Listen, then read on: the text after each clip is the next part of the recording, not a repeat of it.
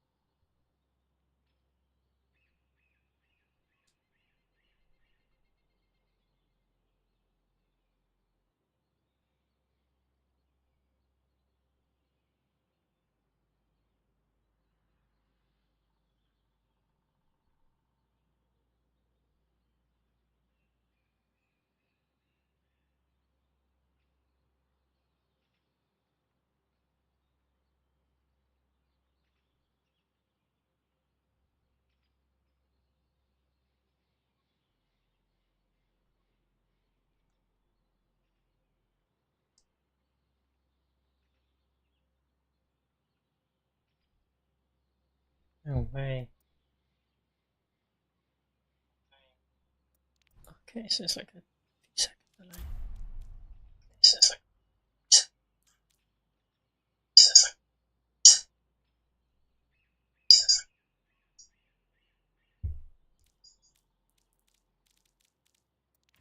definitely.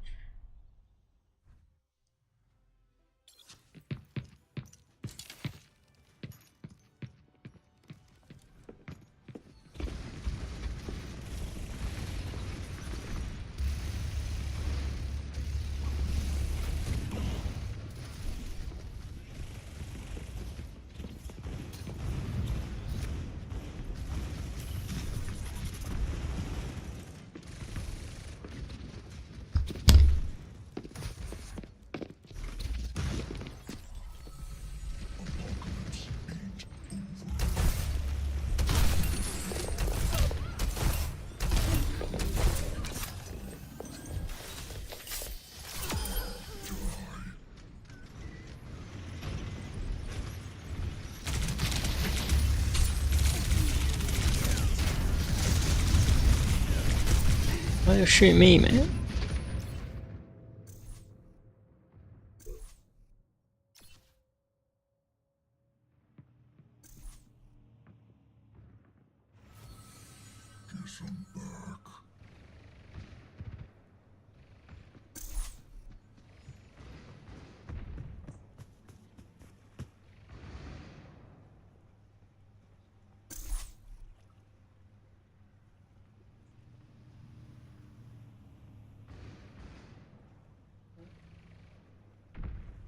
Taken the lead.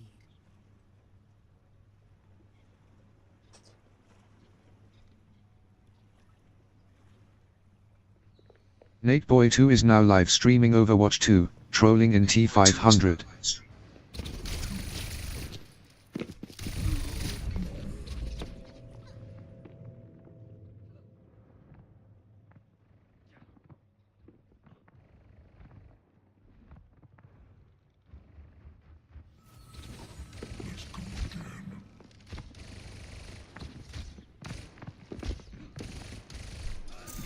Lead lost.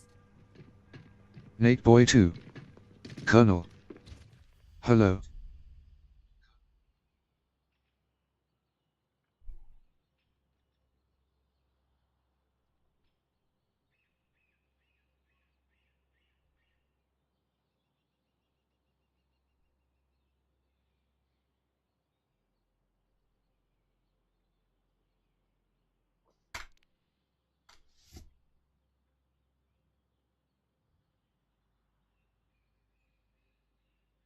Nateboy2, why can't bicycles stand on their own?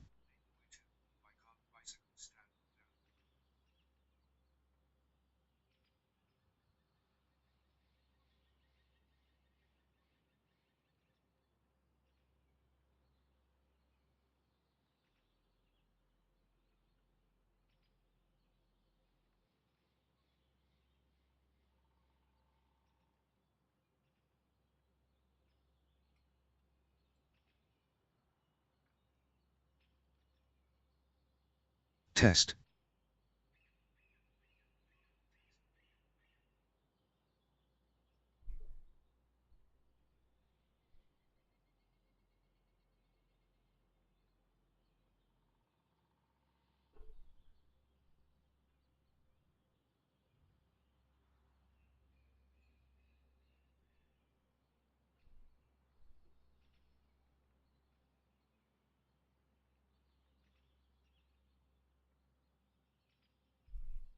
Another test.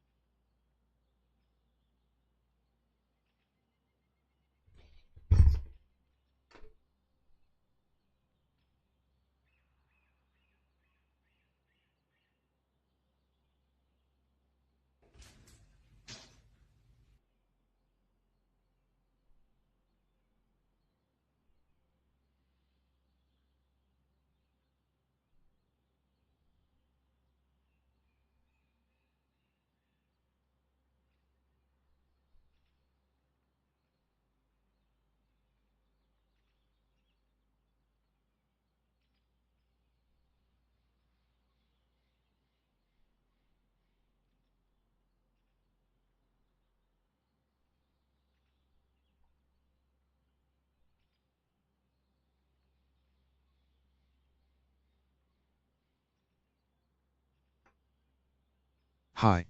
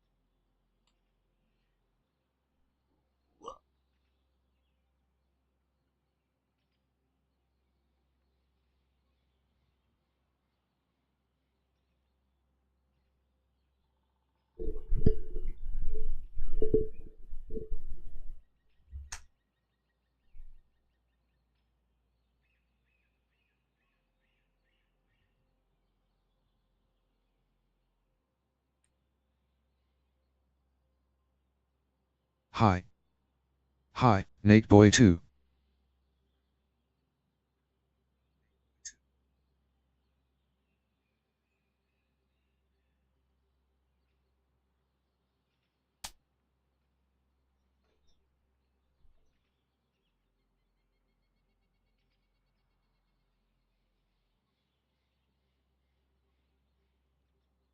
Really? Hello.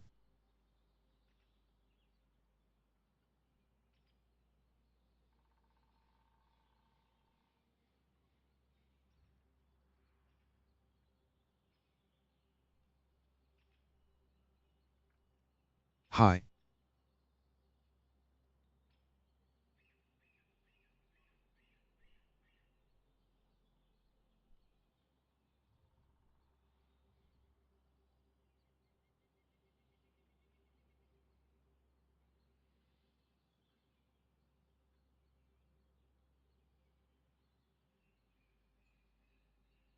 Hi.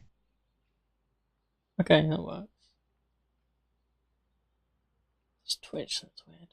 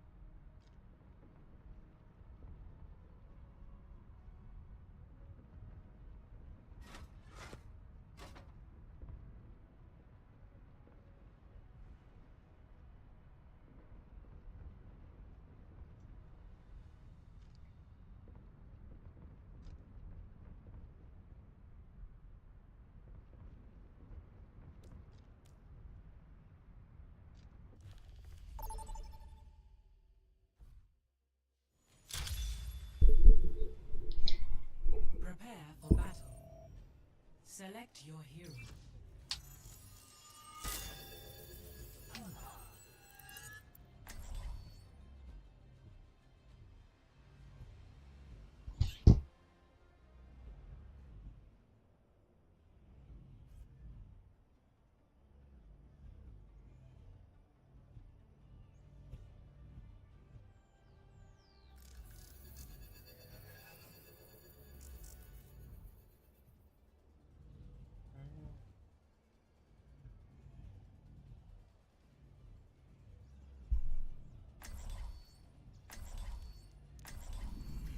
Amid discord, we will find tranquility.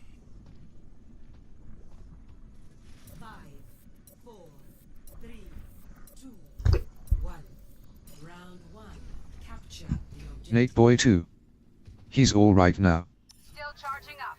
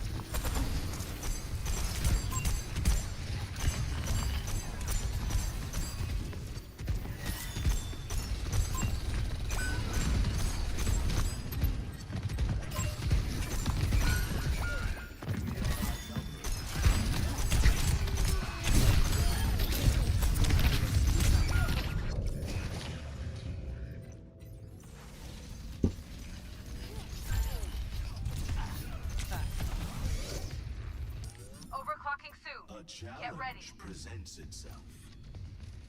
I'm under attack.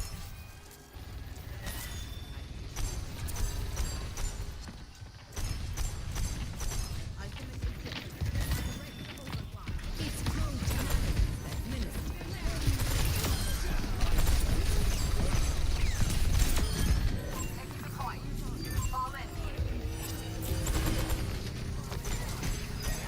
What joy! I'm impressed. Come on, let's go.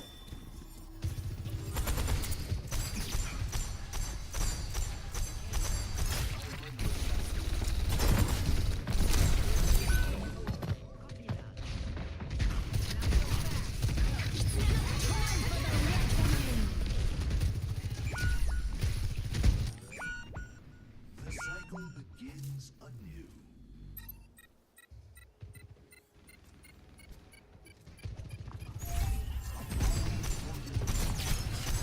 Still charging up.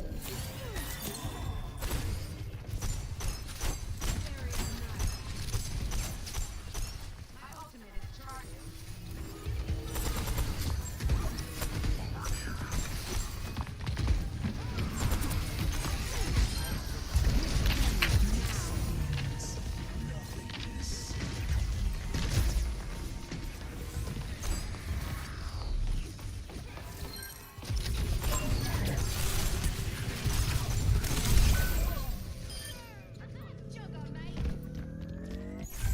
I'm on fire.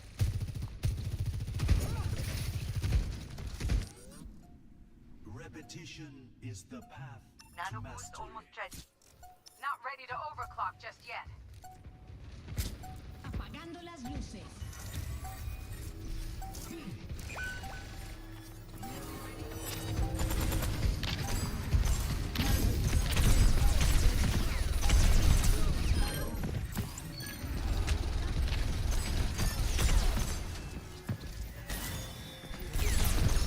First round. Cooling down. Let's try something else. Let's try something else. Score 1-0.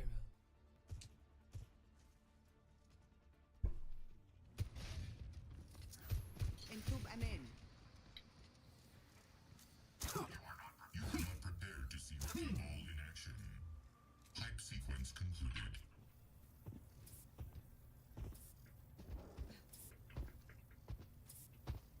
Nano boost is charging. Harmony is within your grasp. 5, 4, 3, 2, 1. Round 2. Capture the objective.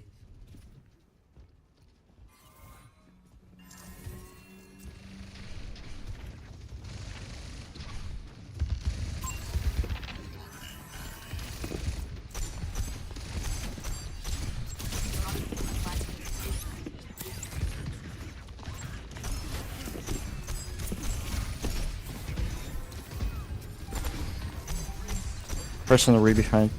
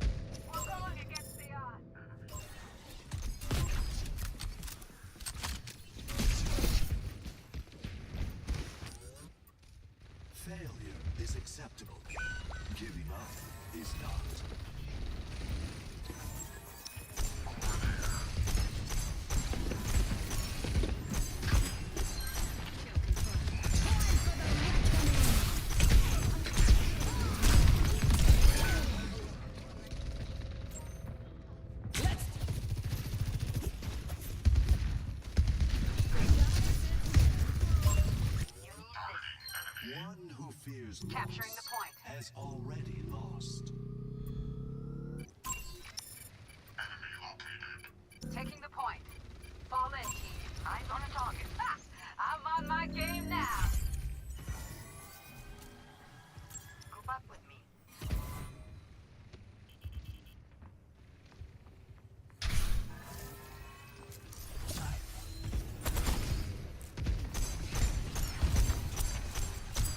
My ultimate is ready.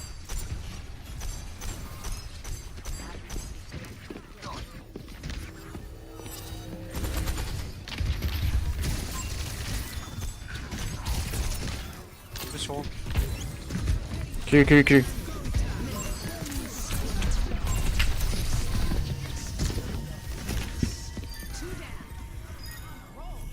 My ultimate is charging.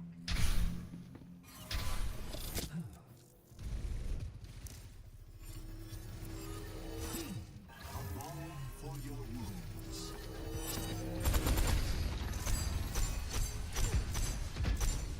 Still charging up.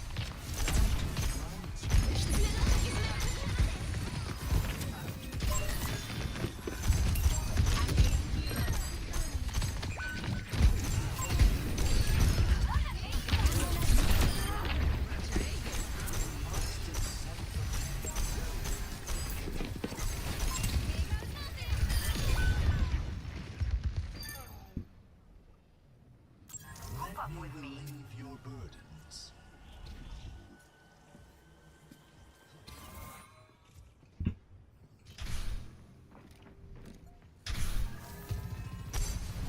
Zagat Widow.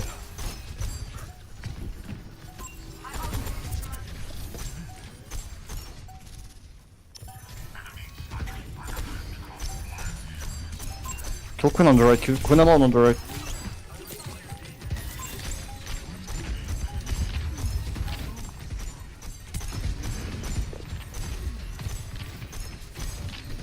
Kill not of it.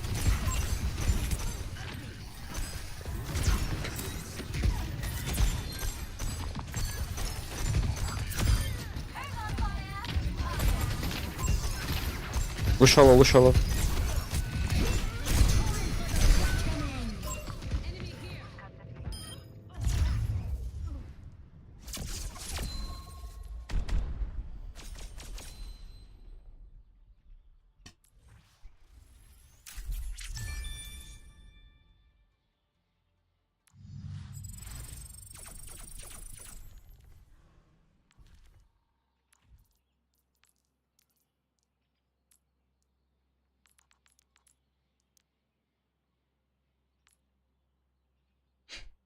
Within 5.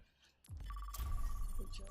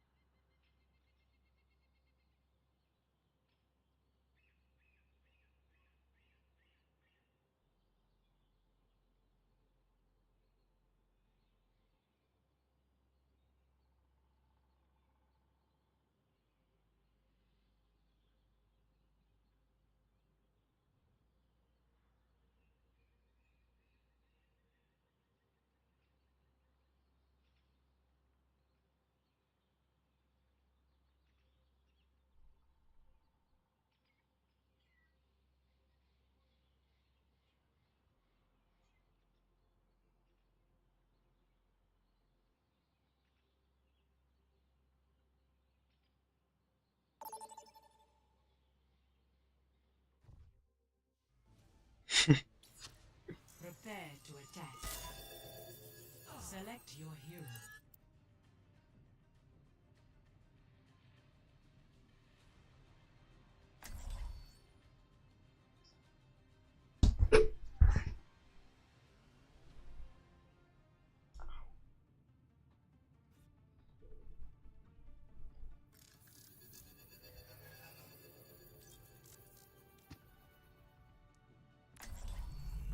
Amid discord, we will find. I sense that your hardest battle is yet to come. I will best any enemy, no matter how strong. And what of the enemy within? Hi there. I don't know how you do it, Anna. Do what? Stay still for hours, waiting for the perfect shot. I don't know how you zip around without getting dizzy.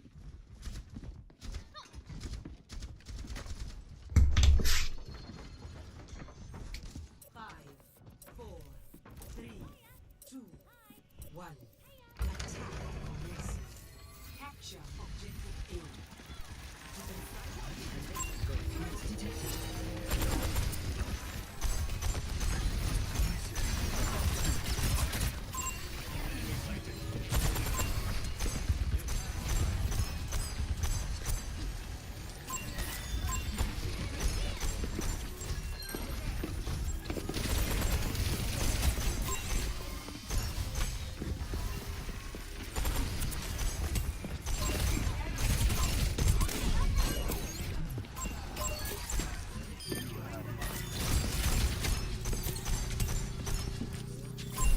Here is an enemy.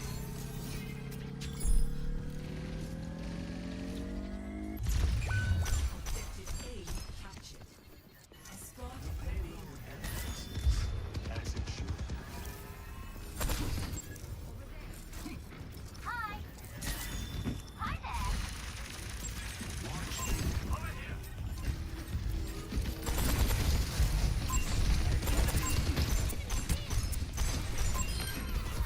Joy to share the path.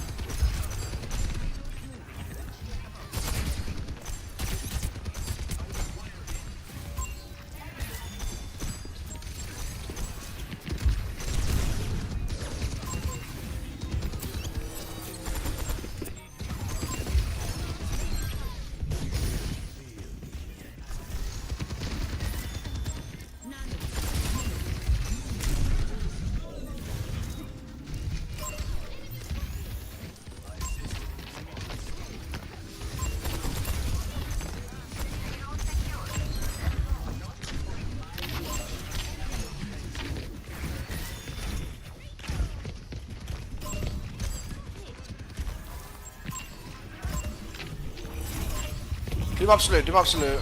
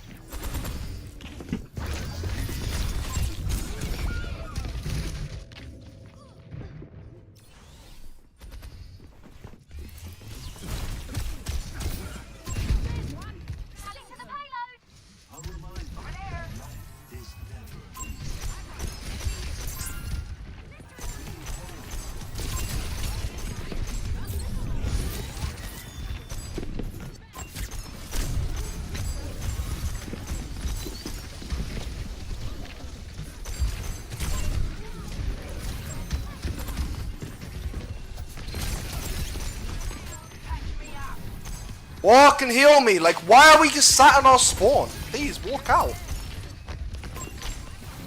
Can't just stand still the whole game, bro. Come on.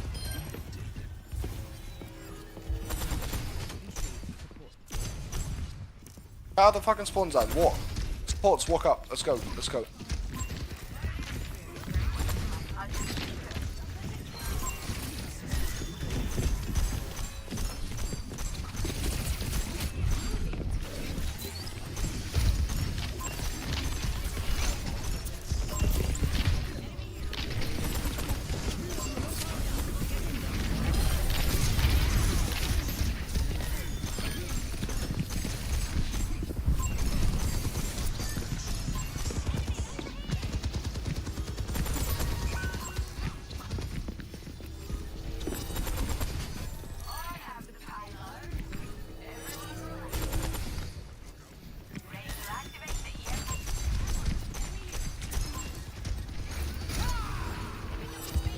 Dead.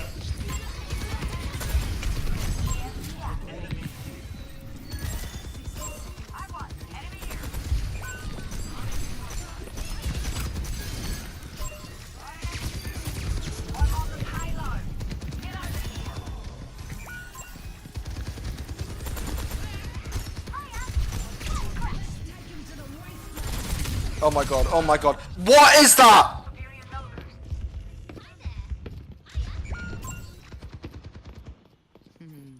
Just in case. 30 seconds Repetition remaining. is the path to master. The end is near. We must.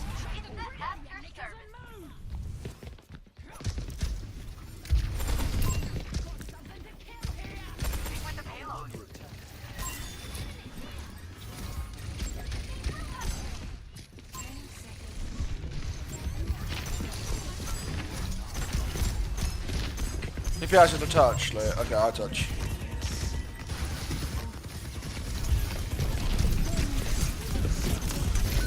Put your dead. What about?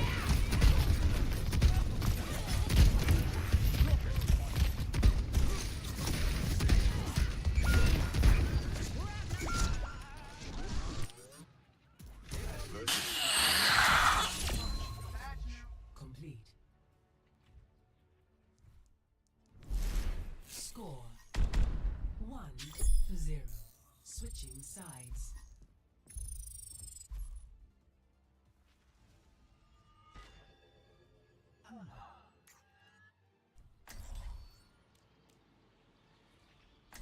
I did not need to drink. Oh Lord.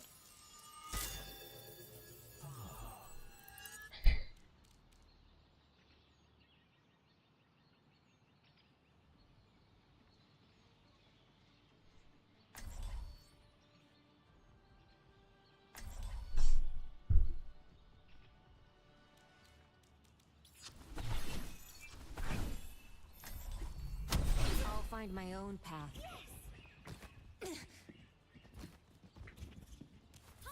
This looks like the best team in the solar system. Hi there. Watch your flanks. They might try something.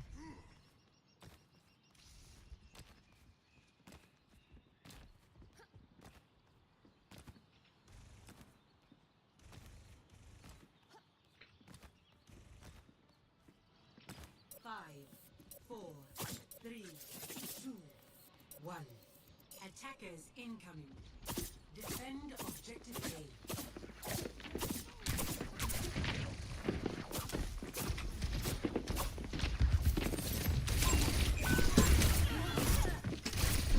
Bruh. Bruh.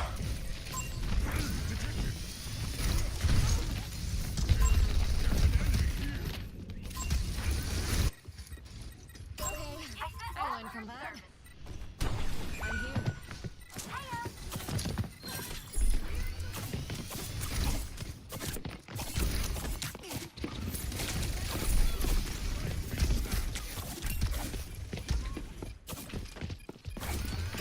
Got one here. Stop the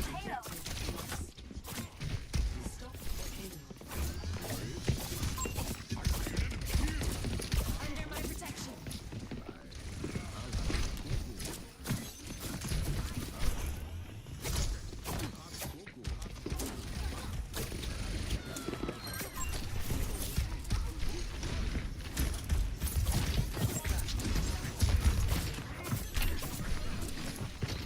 What's your fear? Guys over.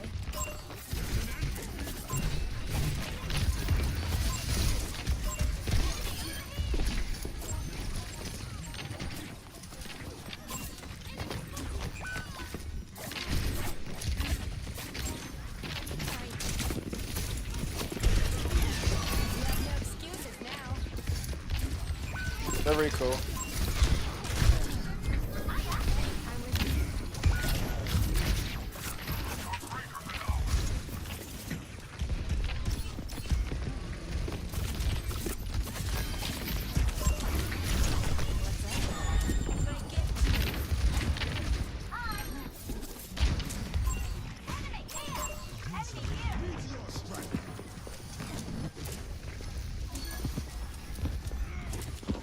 The point, we killed two.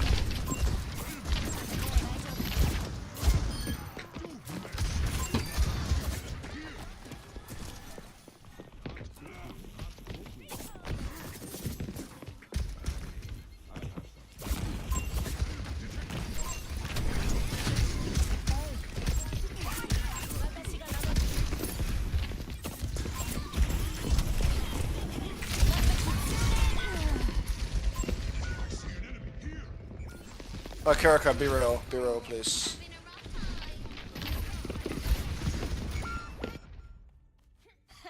We've got this. Hey, you have more deaths.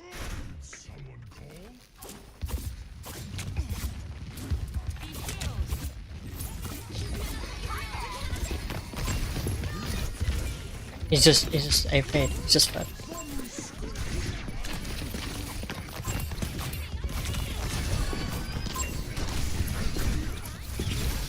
We should one. Good.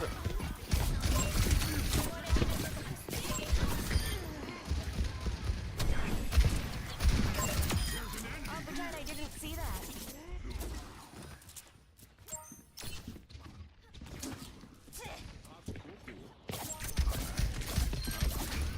Come here.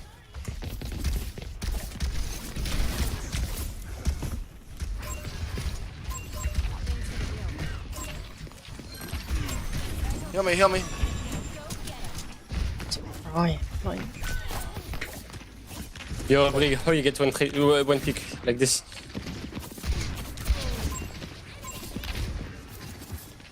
Ashwan, on TP. 3-1. They're in the TP on me. The 1 point. Enemy here. Got one here. Nice. What the fuck?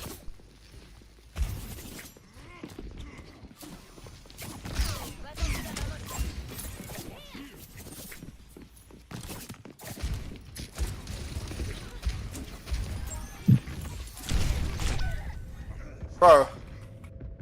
Every time one support is getting entry pick. what can I do about that? Done playing around. I got one shot. Oh no. One, please. Kokoyo? Feels like sunlight, huh? Alright, don't die. Just don't die, please. You don't die when? Focus on not dying.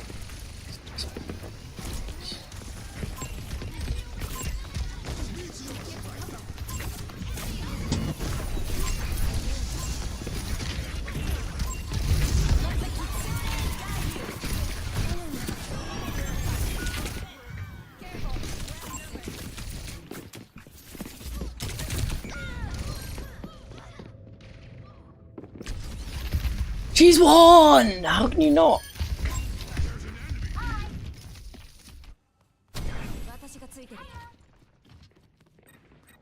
I will jump from behind, okay?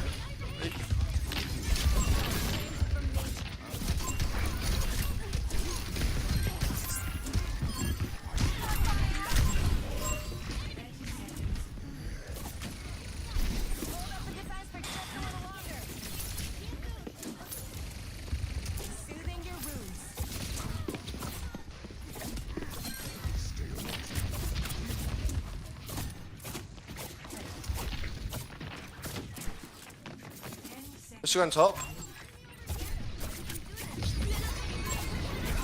Come on, Lucio.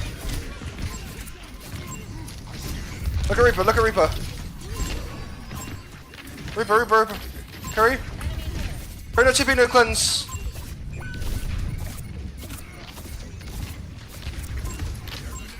Aka half. Aka low. 129.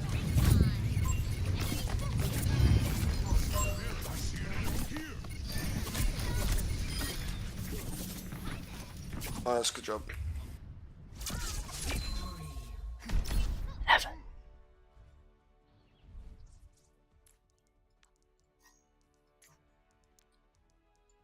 Play of the game.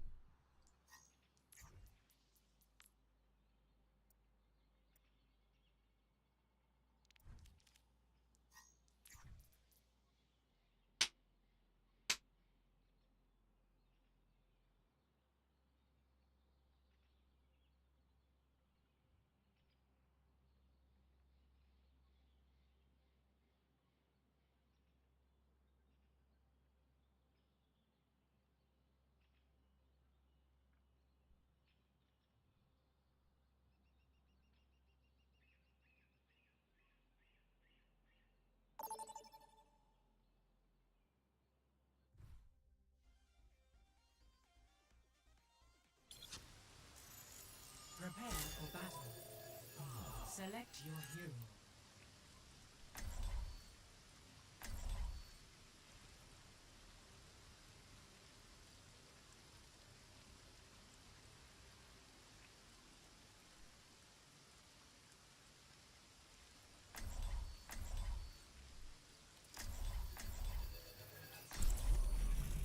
I will not leave a broken world behind.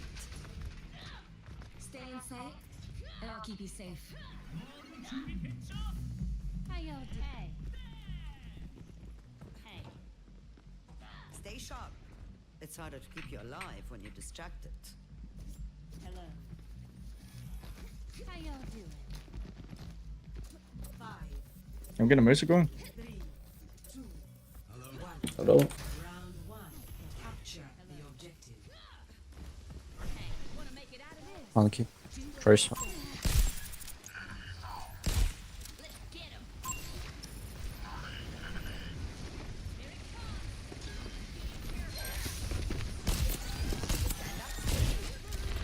Morello. Yeah, go on the monkey, Morello. Nice. How did you kill Kyria? What the fuck? I made her low. She TP'd out. She died. Okay. And now she went Drake. Because she wants to live.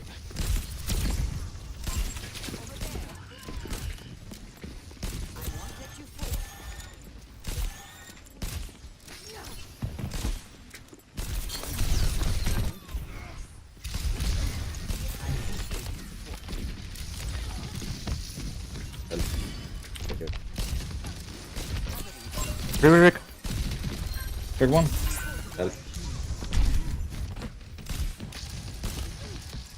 Try to stay alive, I'm coming back soon. One kill bubble, you can kill him maybe.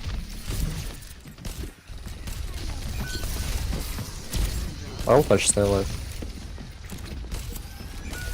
Man.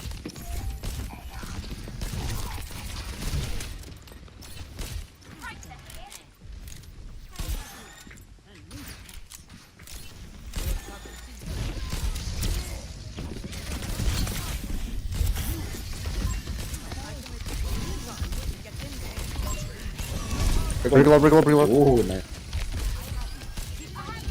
One on top.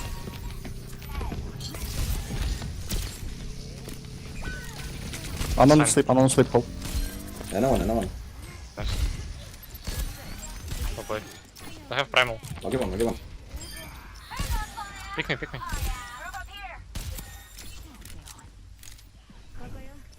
I have MP.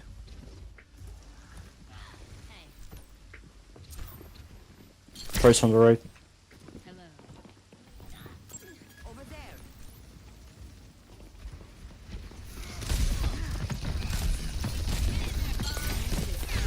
Someone not first Kira.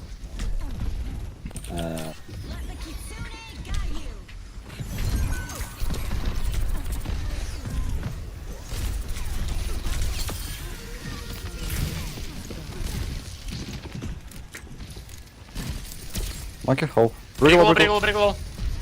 Monkey one. Break one. MP. Face low.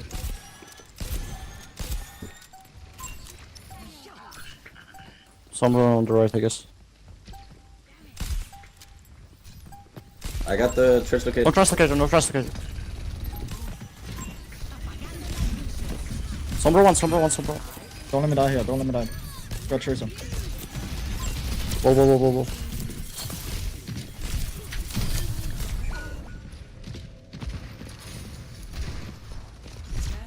Good shit. Minefield deployed. Score 1-0.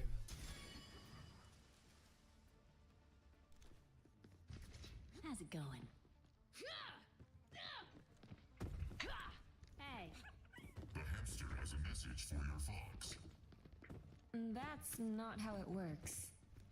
The mammal is disappointed. How's it going? Hey. 5, 4, 3, 2, 1. Capture the objective. How y'all doing? How's it going?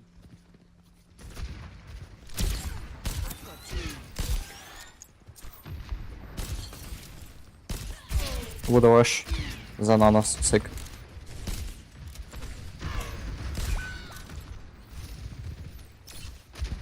Still one. Oh no. Nice.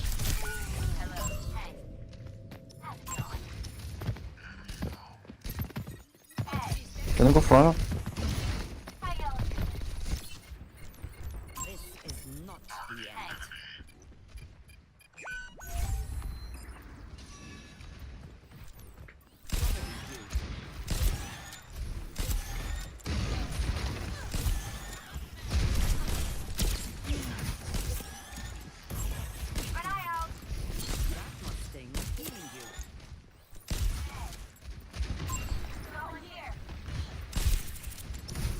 I'll force point.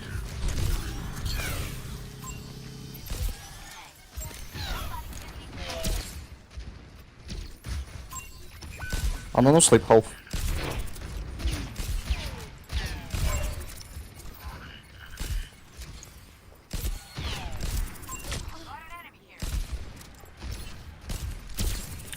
Where one? Ana. Quick purple.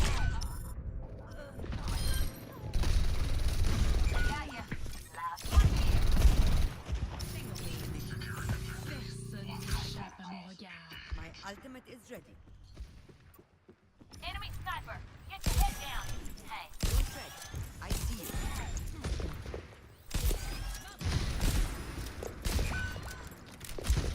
Ready to activate the EMP. My ultimate is ready. Get in there. VB. Hey. No. Coming in your mind now. Can we swap ball? Up here. I'm getting the objective. Nice, I like it.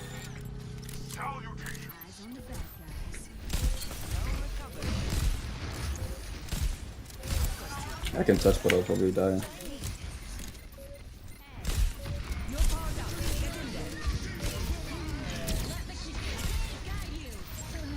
Bring it up. Big one.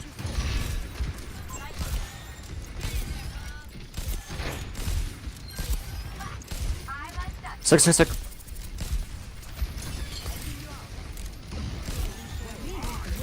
Break. Break half? No man. Nice. Sigma.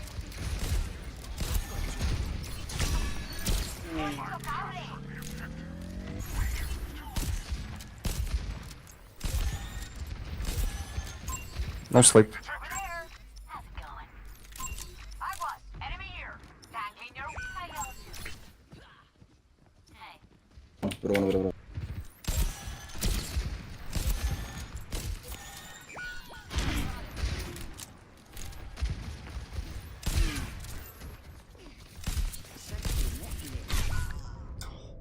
What? No way. No way. Try harder than that. I can't touch. Next map. We pop off.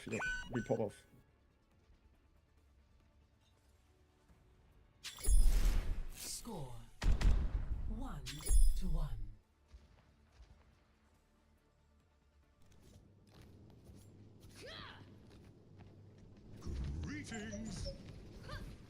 Science holds the key to understanding.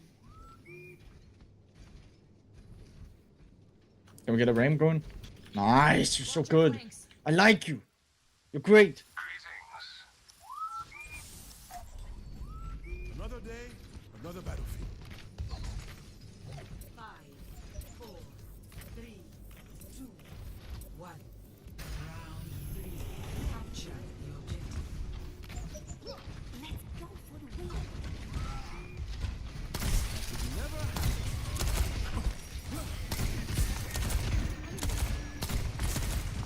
Push. That's alone. Queen.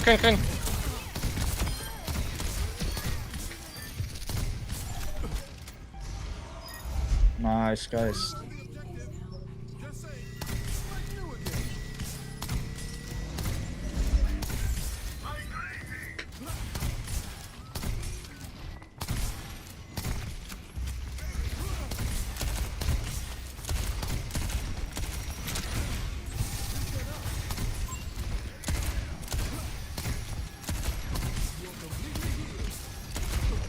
Can you push hands on me?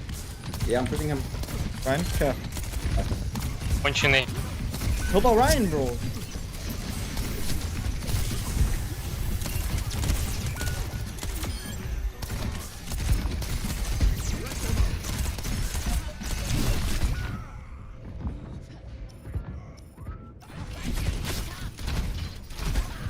Don't die. Play passive, I'm almost back.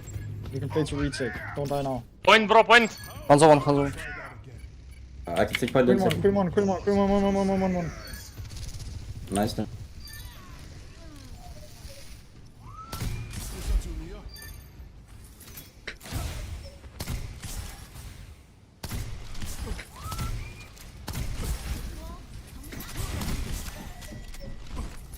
Left side. Left side. Top one. Push.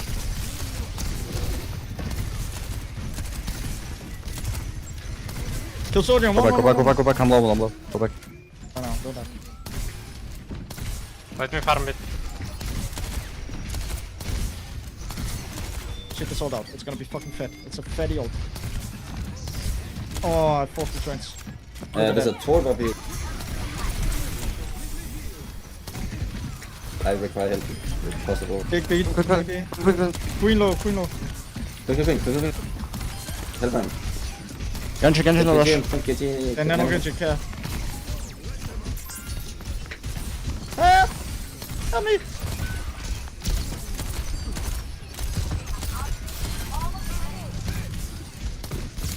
Ana close. Top one. Kill Ana. No. Queen is back. GG.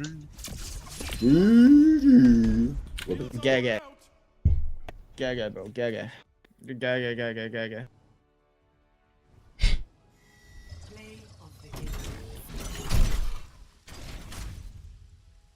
Madrilla.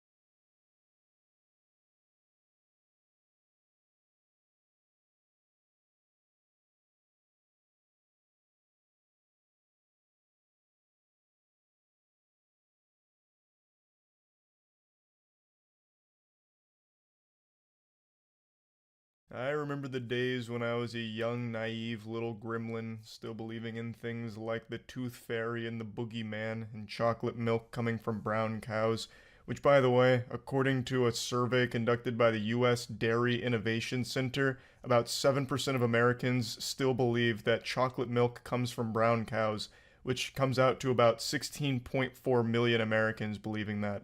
Of course, take that information with a grain of salt. I don't know how that data was collected, but I certainly wouldn't be surprised if it's accurate. Go on the platform formerly known as Twitter for more than 5 minutes, and you'll realize that we have truly entered the stupid dimension. We are all citizens of Doofusville, and we're only getting more and more new neighbors coming in here. But what's causing all of this? It's like the Space Jam basketballs out there sapping away all of our intelligence.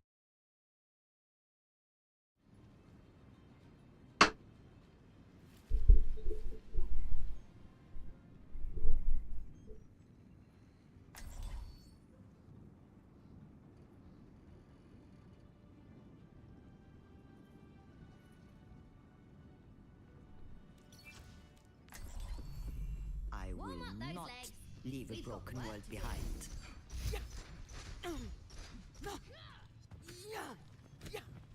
Shed the weight of your doubts, and your mind will become clear. We're doing this my way.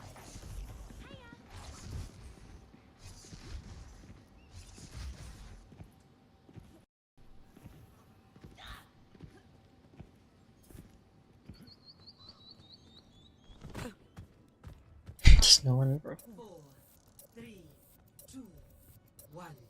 Attackers incoming. Stop the payload. Taking damage. Touchdown.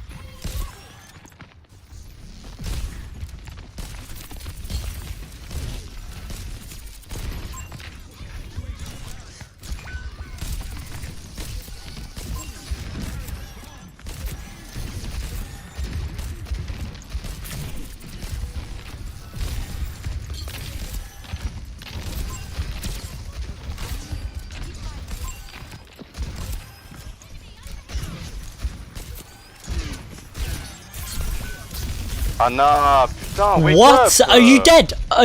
What? First minute of the game, you're trying to... I healed go you, for I fight. needed you, What I do you mean? healed do you. What mean? more can I do? Watch the replay, watch the replay. I couldn't have done more. I pooped the Genji, right? I pooped the Genji, right? You just Damage fed for me, no reason damage is what me. you did. No danger, no danger. I pooped him. The payload has reached the checkpoint.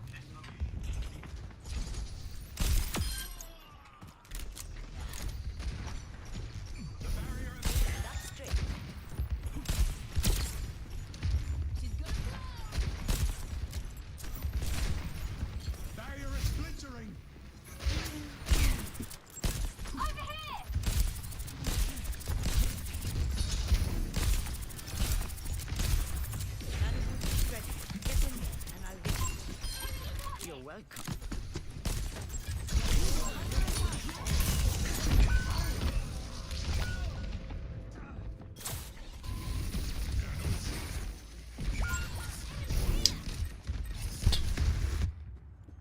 I won't give in. I have more damage than him. What? Keep you up.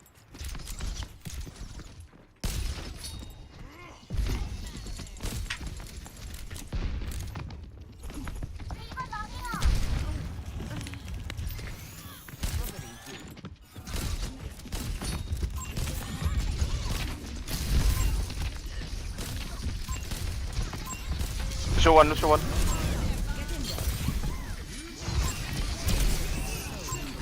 Deep.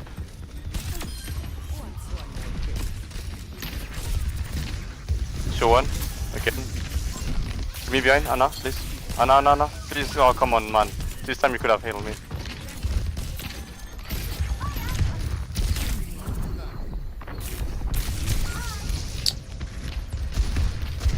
Anna, please bro, heal me. I was literally standing next to you. Decided to DPS the monkey, why? Heal, once. Still have some fight in me. The payload has reached the checkpoint.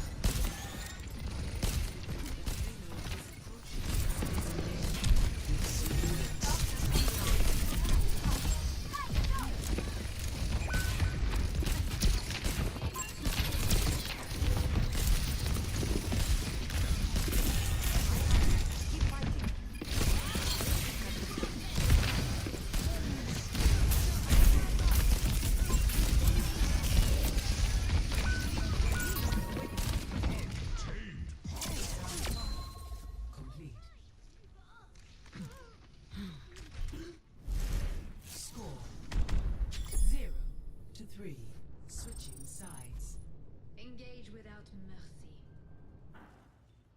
Prepare to attack. Select What are you your gonna do? hero. You're gonna do nothing. Tank is negative. How's a tank negative? What's my win rate right now?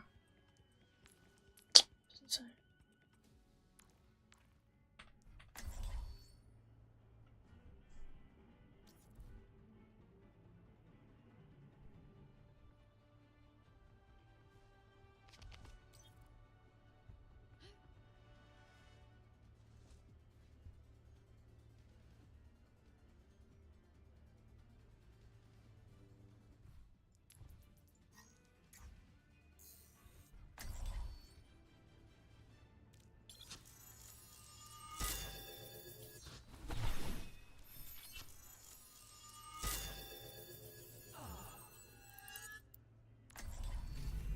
Amid discord, we will find tranquility.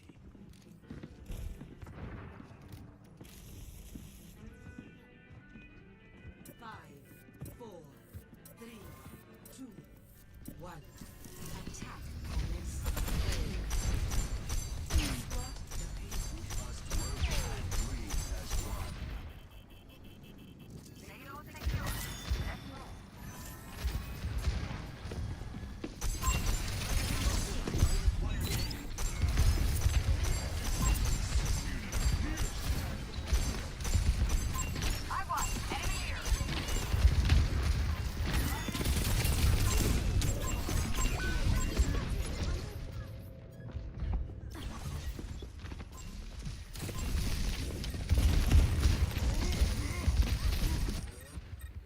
Failure is acceptable.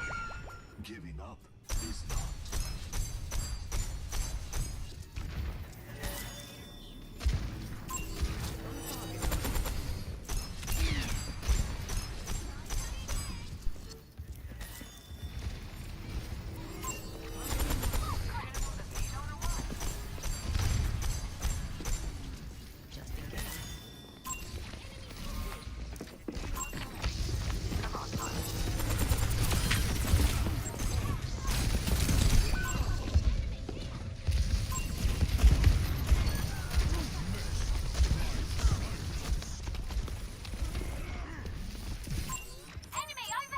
Overconfidence is a flimsy shield. Enemy! Ah! Over here!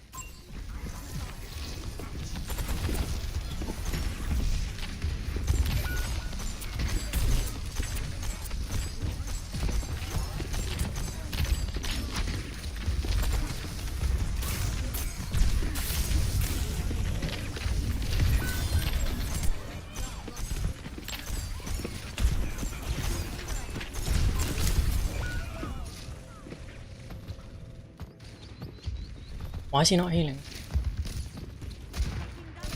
Activate the ESP. I want enemy here. Thank you.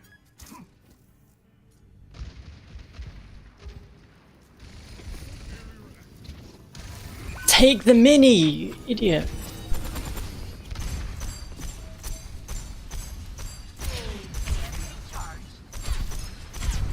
My ultimate is good to go. Got an enemy here.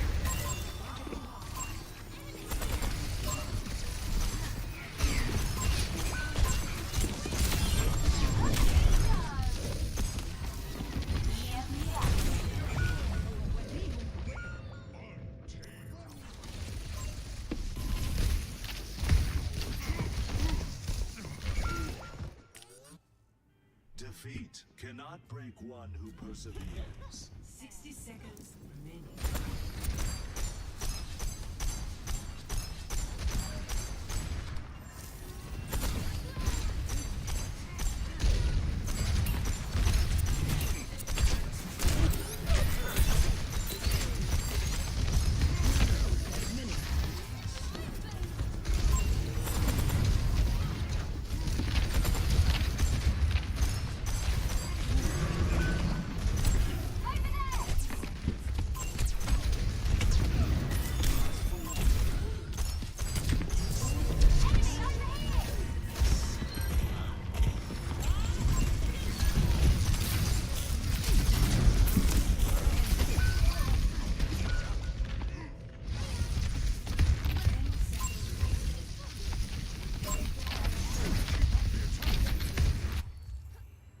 find my own path.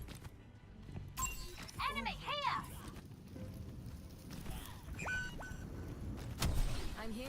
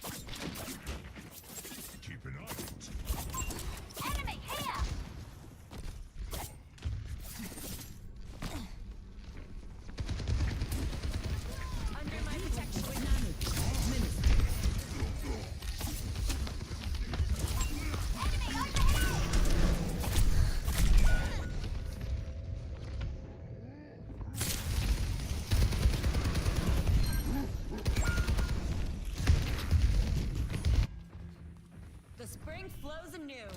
We can't move until the payload moves. Payload is moving right along. There's an enemy here.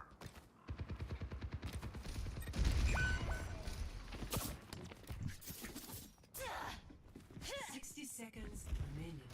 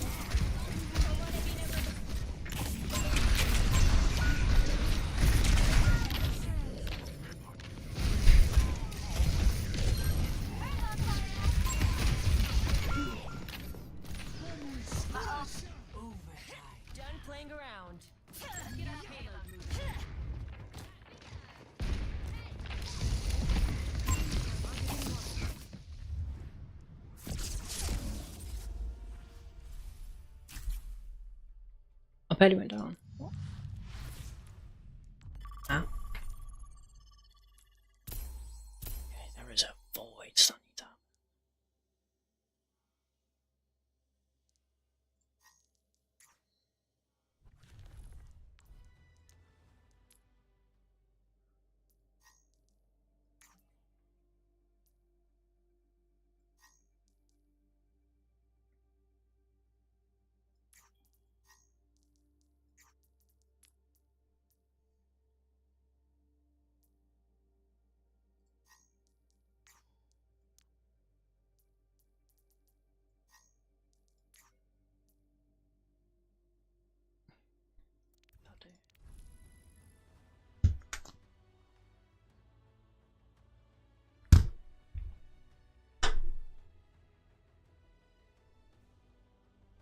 Intelligence.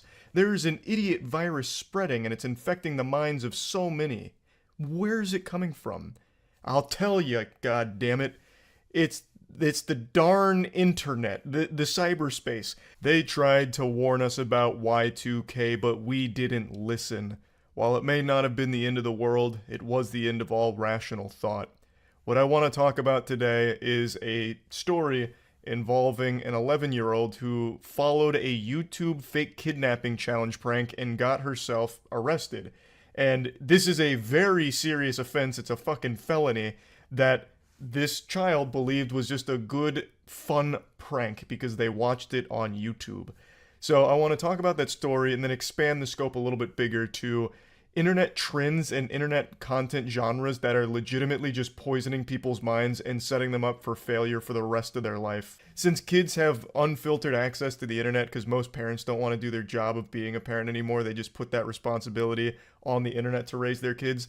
The onus of raising a child is now on the internet to make sure that it's perfectly curated so a kid can just endlessly scroll through the iPad while their parents do something else and they expect the kid to grow up to be some successful, well-adjusted person, which I don't think is going to be the case. Which is just a sad situation all around. I don't even blame the kids. It's not their fault that their parents are absent and just sitting them in front of a screen for hours upon hours every day. But anyway, let me go ahead and get into the actual story here, and then we'll dive in a bit more. The 11-year-old girl in this police body cam video is in a whole lot of trouble. She made a fake phone call to 911 saying her friend had been kidnapped. She later told cops she thought it would be funny. Well, they didn't laugh, admonishing her to never do this again. The classic fake kidnapping prank. I can't believe the cops weren't laughing. Humorless, I tell you. Soulless, in fact. So, the fake kidnapping prank is a timeless classic on the internet. YouTube pranksters have been letting that one rip for many years now. For those that don't know, if the name wasn't a dead giveaway, you fake a kidnapping. Now, what a lot of kids don't realize is those pranksters that are doing that are faking the fake kidnapping. Everyone's usually in on it. The whole prank is fake. Most pranks online on TikTok and YouTube are faked for views, but children don't know that. Kids will believe pretty much anything they see or are told by someone that's older than them.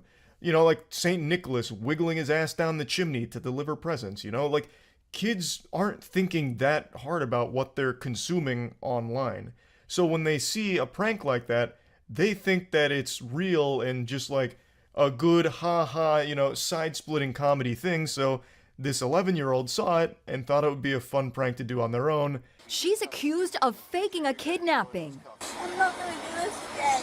She thought it was funny and it was a joke and she couldn't get in trouble for it. Police say the girl texted 911 to say that her friend had been abducted by a stranger in a white van. Obviously, upon receiving texts about a kidnapping, the department responded, and it was all a complete fabrication. It was all a fib, a lie, a ruse, which is really detrimental to like the entire community there because it's wasting valuable resources from the department. Should an actual emergency come through and they already have like fucking 20 patrol cars deep looking for this kidnapping victim that doesn't exist, you've got yourself a problem. Now people that are in desperate need of help might not get it because the department's already occupied taking care of this fake situation. It's something you just don't fuck with, really. The girl who gave a fake name said she was following the van on the interstate in another vehicle. For the next 30 minutes, she gave updates on the supposed kidnapping. He is tying her up, went one text. He's armed with a gun, said another. Hurry up, please. You can talk to your parents. They say she fessed up. She stated that she got the idea to prank 911 through a YouTube challenge and thought it would be funny. So she was texting the officers with a play-by-play like she was John Madden here, going through the situation on like this high-speed pursuit, none of which was real, of course. And then when the officers tracked down the phone number that put in all of these texts, that's when they realized that it was all just a complete fucking lie. And the 11-year-old fessed up to the crime and said that she got the idea from a YouTube challenge. I've said for years, like a broken record, how awful most pranksters online are. Not just in terms of the content being turbo shit, but also just because it really will raise a generation of kids that think that that's acceptable and good and okay. Like, for a little while, I was also naive, thinking like, okay, maybe this isn't going to be something that people will try and emulate. There was a period of time where I thought to myself that, you know, most people have to know these pranks are fake, so they're probably not going to bother doing this unless they're trying to be an internet douchebag as well. But I've really changed my stance on that thanks to TikTok proving me wrong so often, where pranksters that are faking pranks or these trends that go viral really do have, like, young people following them and either hurting someone or getting themselves hurt or just doing really degenerate, awful things. It's become very clear that the internet content that children are consuming does have a very big impact on how they view the world and reality and what they find to be acceptable and okay, and just it does have a real effect on the direction that they might take in life, especially now with the obsession for attention. Everyone is vying for internet clout. And a lot of kids growing up want to be YouTubers. That's like one of the main dream jobs that children want. And when they see prank channels getting huge views, they will try and emulate it and have tried to emulate it, and a lot of them never realizing that it's fake. So there's been many cases of them getting themselves or someone else hurt by trying to follow along with their favorite prank channels that they watched growing up. It's just an awful fucking cycle. I understand every internet prankster isn't a terrible person doing horrible things. I know this isn't every internet prankster, but you are eating some cinnamon toast.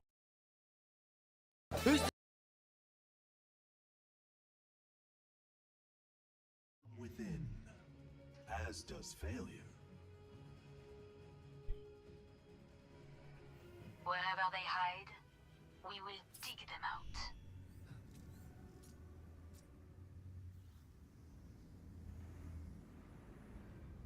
Keep in sight. I'll have us in and out in no time.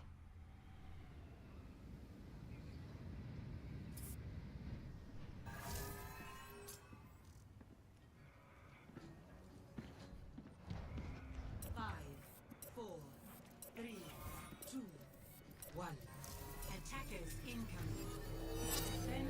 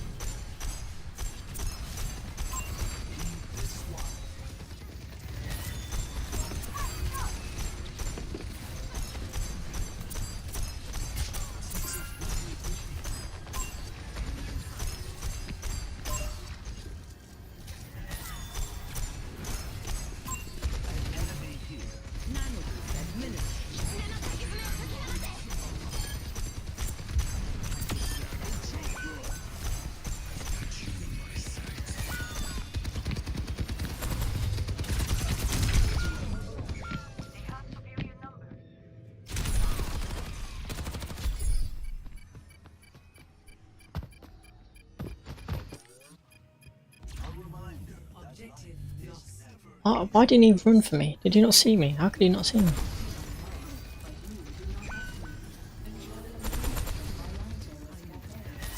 How? Oh man.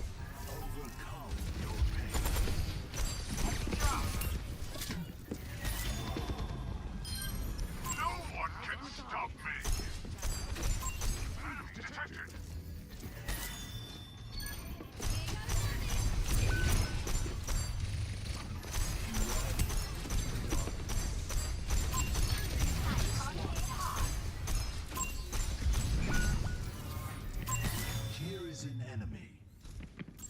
Over there.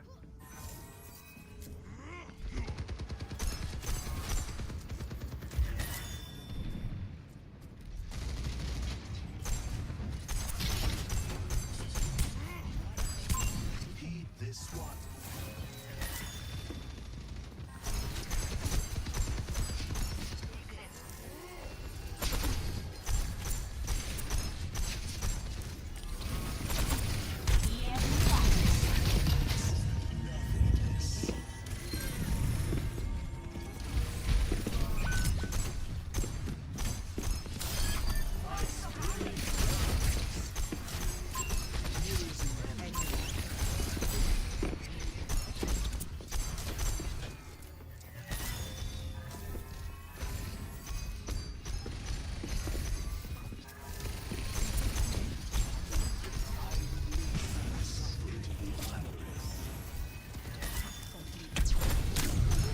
Oh my god.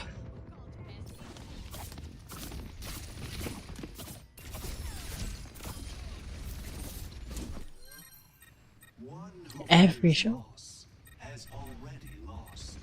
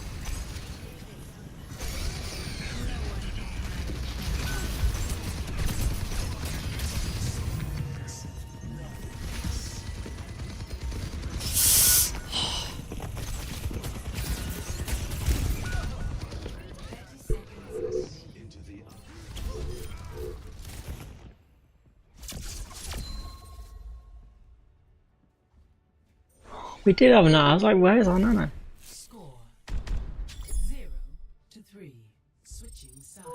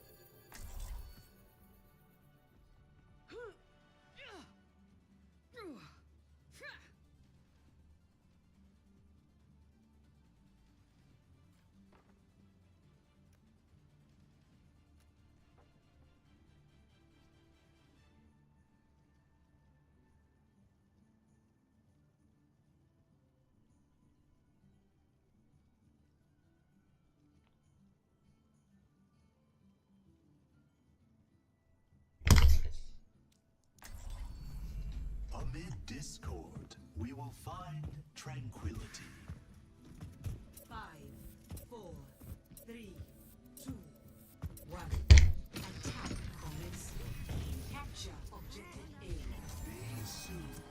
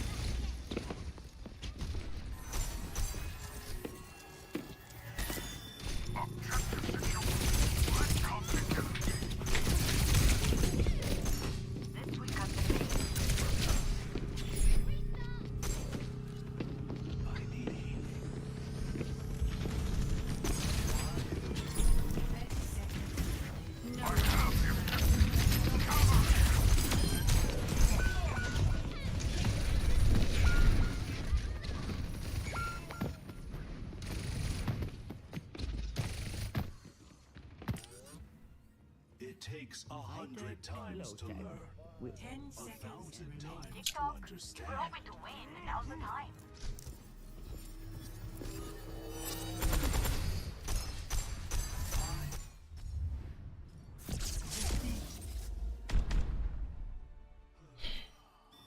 $11 deaths, less than 6k damage in 12 minutes. Play of the game.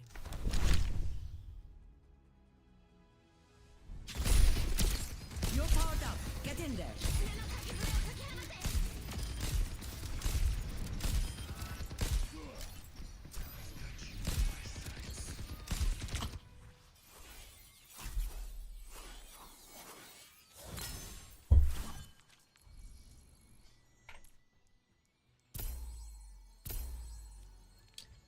Let's go on the main. Let's go on the main.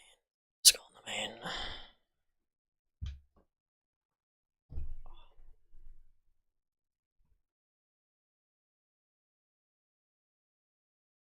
Smartest, Chunks or Darkest Man? We'll find out because today we got a series of general knowledge exams to see who comes out on top. I'm your host and teacher AJ, so let's go. No more waffling. Let the class begin.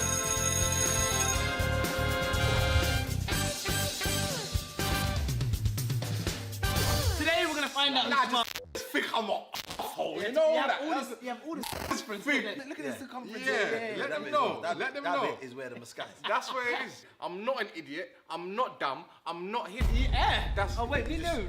Sorry, my bad. Up first we have the flag round. How are you guys with geography? Not too good, brother. I'm decent. Rock, paper, scissors? Rock, paper, Kamehameha. That's true. How you defending the where's yourself? You don't have the power for that, sorry. Alright, cool. Let me bring out the first flag. It could be a lot of flags. I'm gonna say Sudan. Go on. Correct! 1 point! Started very strong. Oh, that's Papua New Guinea. No, that's not. Final answer? That's my final answer. Papua New Guinea? Yeah. That is Zambia. Oh, well, I know. So I don't get the tickets, boys? No. Oh, Sudan, Zambia. What are you doing to us? No, he's going to Africa. Oh, I can't wait till Africa film video. Here you go. Is there a flag like that? Man said red, blue. Yeah, that's Power Rangers. That can't be a flag. It starts with an M, I think. Mauritius. Correct! Mauritius! How you got it correct? Yeah. They're lying, bro. No, for real. So what lies, Mauritius? Well, that's Mauritius. I love how you're paranoid.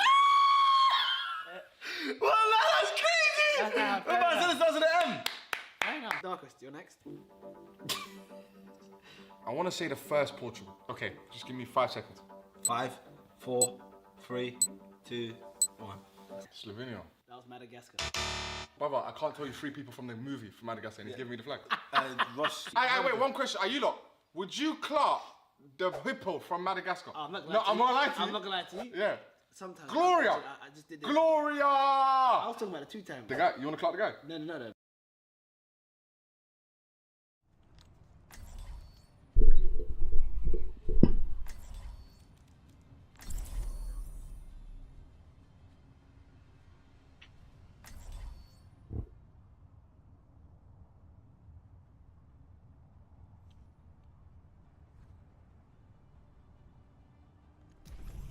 I will not leave a broken world behind.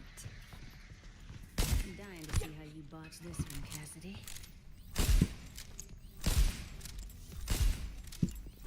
How y'all doing? Yo, it's Patrick Bateman, yo!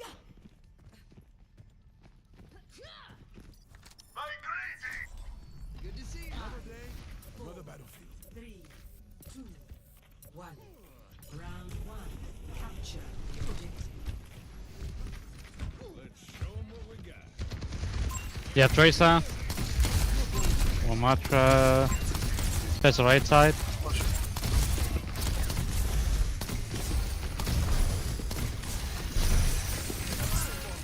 Oh, speeding back. Right. I don't know, we're not pushing the speed boost.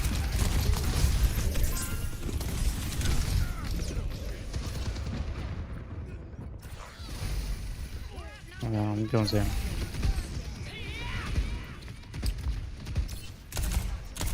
The losing streak.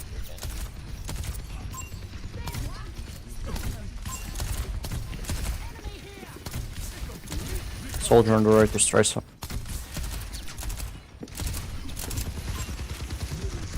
Soldier behind there. Negative, negative. Nice. Around this. Come on.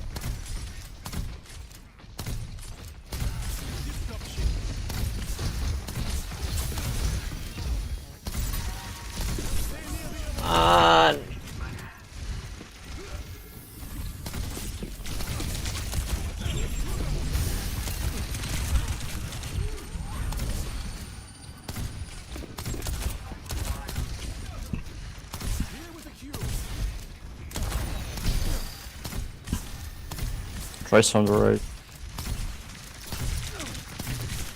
She might try to kill me.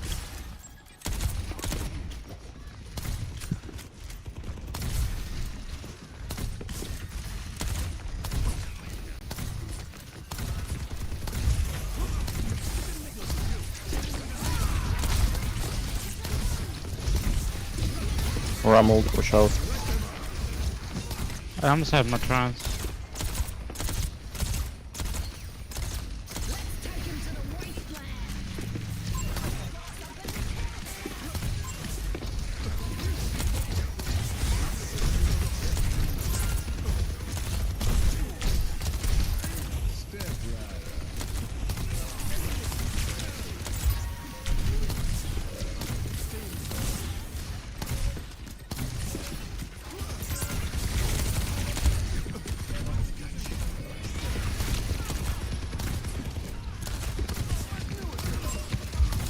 I don't know. There's one. That's better. Score 0. Oh, they died 3 times. 4 times.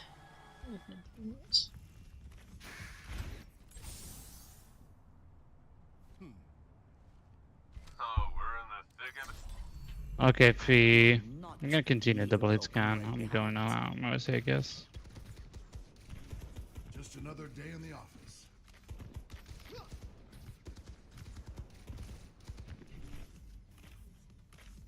Salutation. 5, 4, 3, 2, 1. Round 2. Capture the objective.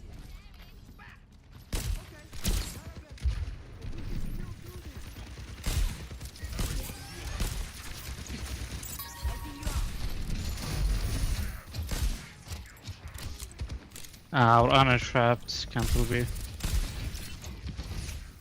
I can speed you. Go, go, go. Go back, go back, come back, come back. Come on here. Nice. Push on.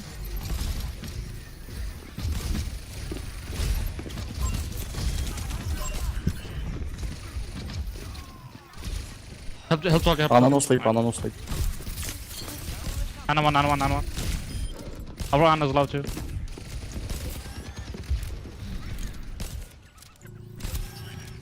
Okay, I'm picking up Soldier.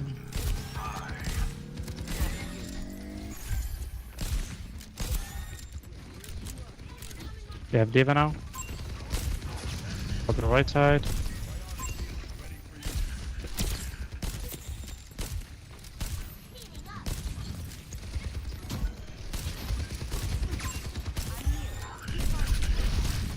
They're throwing, keeping up light.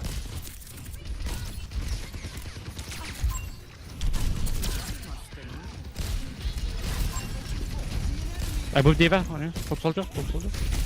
Diva low, Diva 1, Diva 2. I'm with you, Ana, I'm with you.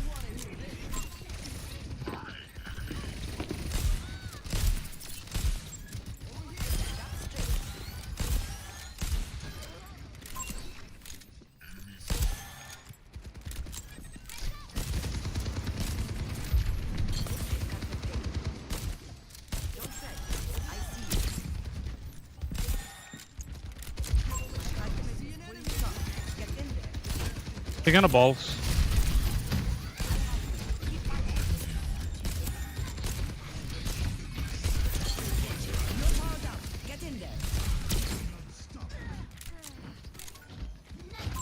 Can you get Diva? Combo 2. Get Diva. Go back, go back, go back. Leave baby, leave baby. Yeah.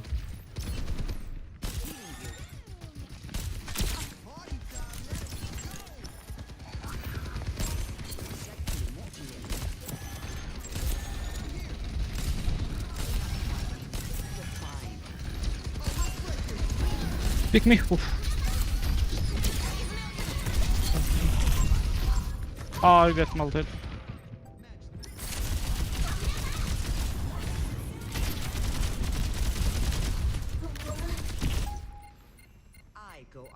What's that? Wait, we can go. Get your soldier and Diva. That's all. Can you bring it? Can you bring it? Speed boosting. Yes. Mora. Nice. Diva low, Diva low, Okay. Diva. Diva bomb. Oh. Yep. Round 2, 1. Back to the past. Score 1-1.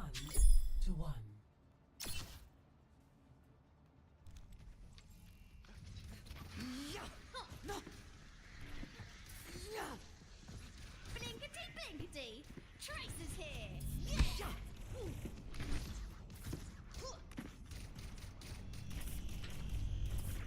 You are not prepared to see Wrecking Ball in action. Hype sequence concluded. Try to find the translocator somewhere on the right. 3, 2, 1. Round 3. Capture the objective. Forget what happened in the past. We just have to win here.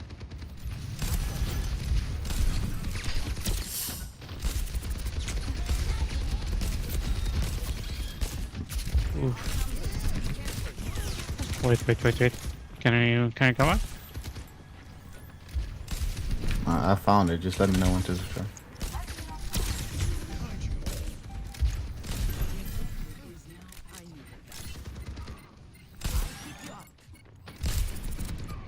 Okay, I got fuck. What is it? Thanks. Soldier's pushing.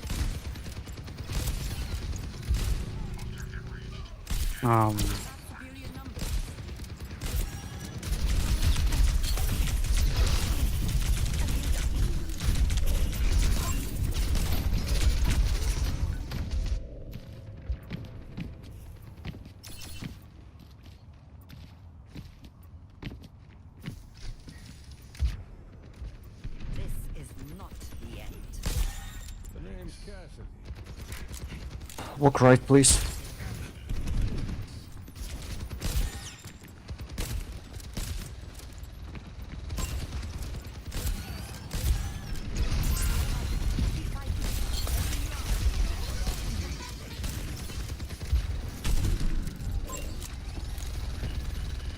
Odd.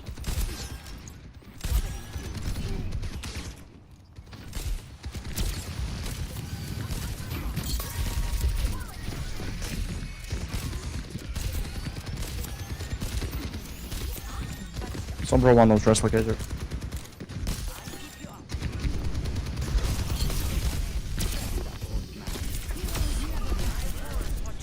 Chasing.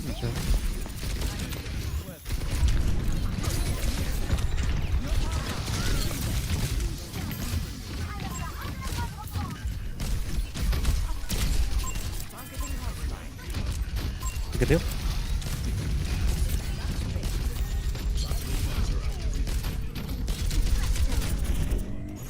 Sucked.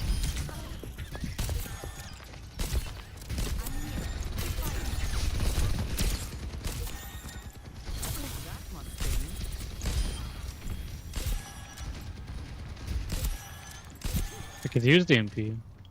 Yeah. No, they did.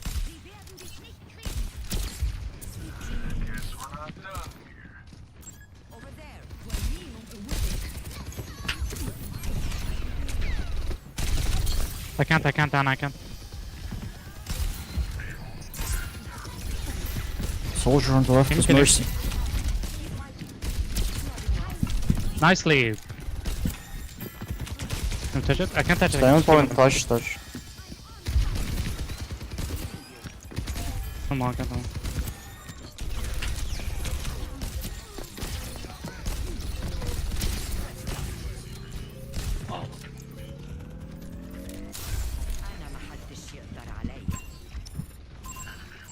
Francis here. And there's one purple.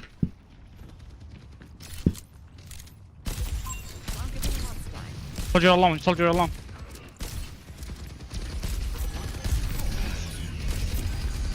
Don't pick this, don't pick. They can kill the UR.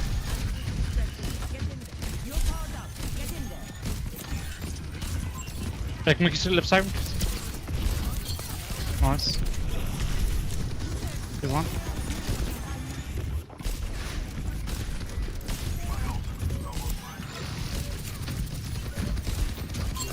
Big nade.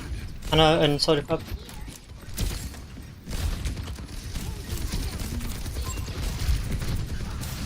How do you still alive? Keep behind. Can't see kill. you. Fuck. Yeah. We should not let him take the bind.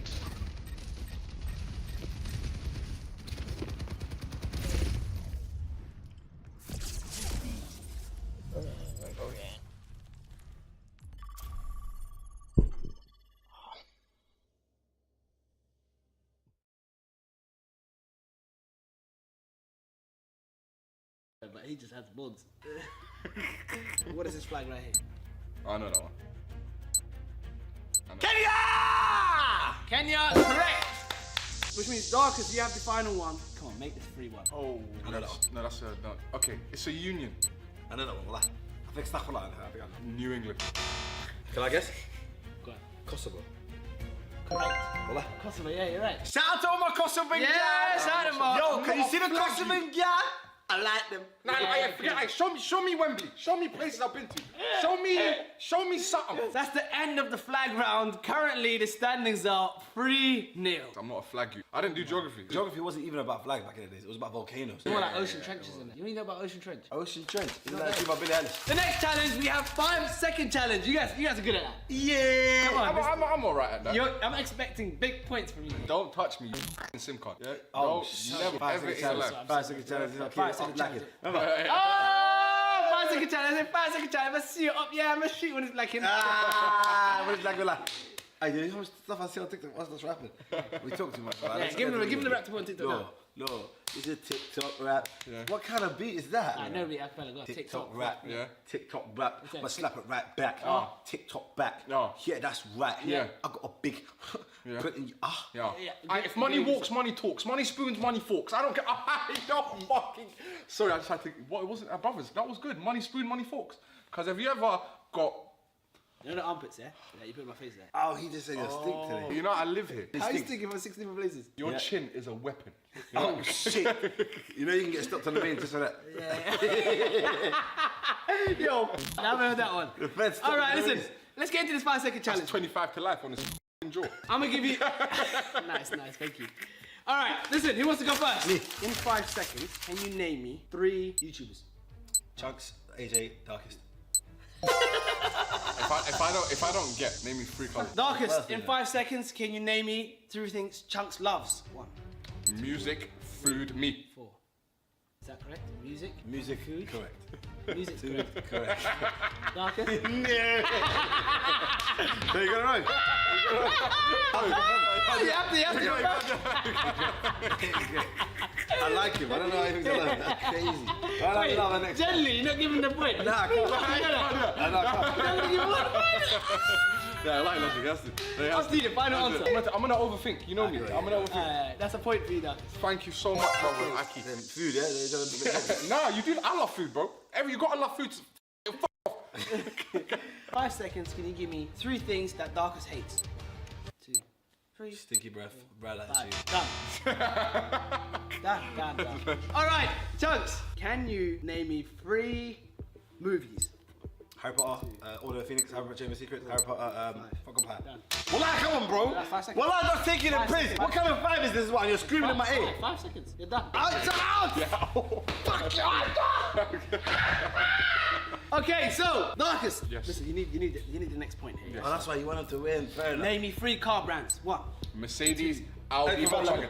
4. What do you say? Mercedes, Audi, Volkswagen. Correct. That's 2. Thank you so much. You want him to win. No, 2. So you're there screaming 5 or 3 in my ears. Alright, final one, Darkest. Alright, go. Wait, just hold. Darkest, can you give me 3 designer brands? 1.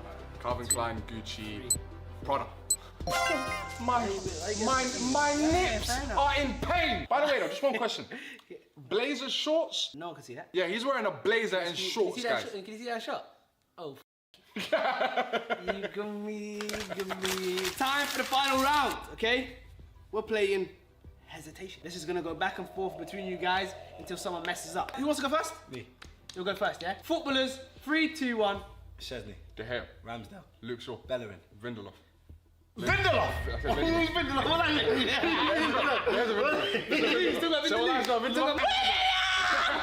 He's Marvin, and he likes to make a sweet sense. No, there's a Lindelof. Nah, it's Lindelof. You can't give me Victor Lindelof. You need to start winning some here. You need to lips, gal. Oh, shiny. You need to grow hair. Faz. Oh, you need to grow. Yeah. You need a good looking guy. Yeah, Faz, I'll take that. I want you to start with celebrities. Kevin Hart. Darkest. Samuel Jackson. Morgan Freeman. Chunks. Schweinsteiger. KSI. Arsenal. Tommy Fury. Who? You don't let me say Arsenal. Wait, what did you say? You don't let me say Arsenal. Who said Arsenal? Fuck! I let it run. It's even Arsenal the person. Yo. Violations on each other. Bold. Gap tooth. Bitch. Joke man. Waste man. Idiot. Absolute arsehole. Stupid. I hate you so much. I had to pull out. Fair enough. No, you know. And that kind of fuck rules. What's that? I was gonna start going satanic. And I don't want to do it. Satanic's mental. Yeah, I was gonna Allah call subhanahu wa ta'ala. you Lucifer. I was gonna call you Beelzebub. Do you know Beelzebub? No. It's another word for the shades. Yeah, you know what? Why do you know about that? That's crazy. Are you lot? No, no. Illuminati genius. Nah, knowing what not to do is good. I need to know about the ops. You're talking so much right Yeah, now. loads. Bro, you want the SD card to fill up? It's because where his breath just smells so bad. Are you lot? My breath don't smell. Look at the I camera don't now, smell. damaged. Yeah, breathe. No, you can just try to crack it. Breathe. Look, guys, this Eva's.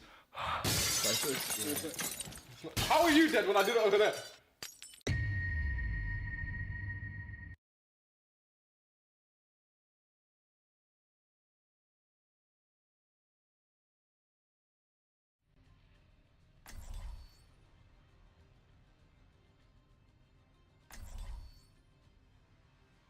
This is me and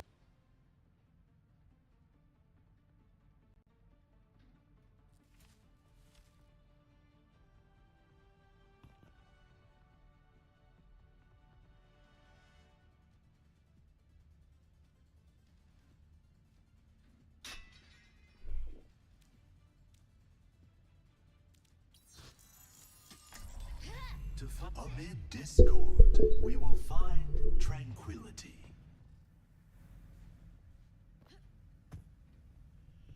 You claim you are skilled. That remains to be seen. What's that?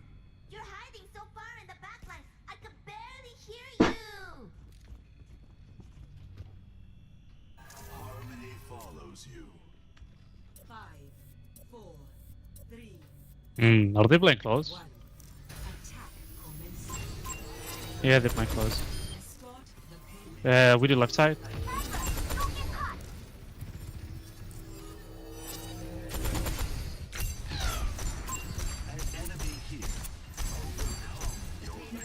I'm going.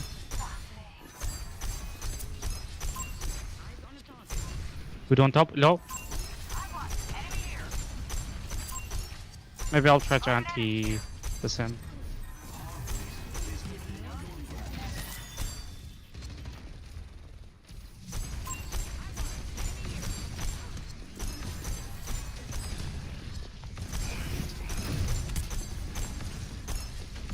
Reloading, come.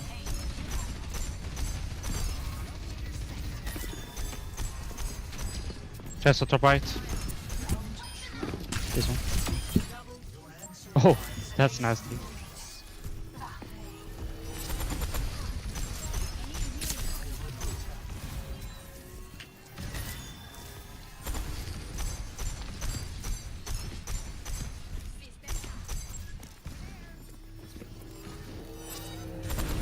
Can someone push the car? I'm leaving.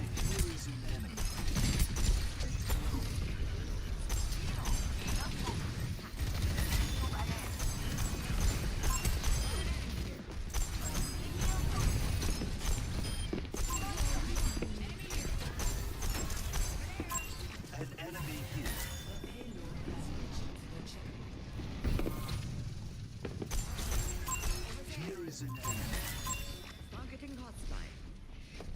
Take this. The payload is on its way. Thank you.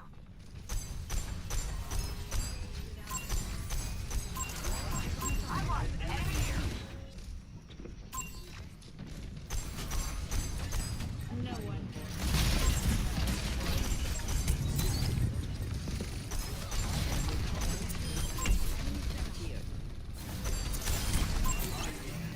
We'll let. EMP activated. Nano boost administered. Ah, sorry, it was for you, Diva. They're pushing me.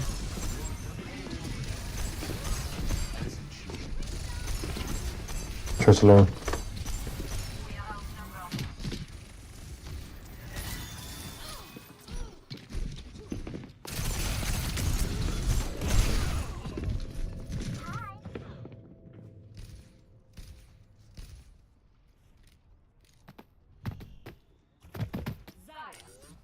Get the payload on its way.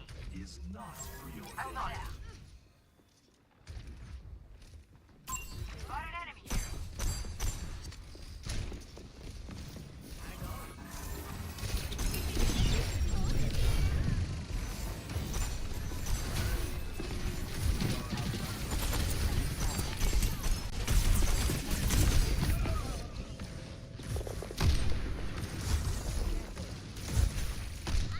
Little girls have no place on the battlefield. The cycle begins anew. And I'm not sleep. Think I'm sleeping. I can anti him. Think I'm anti. Half.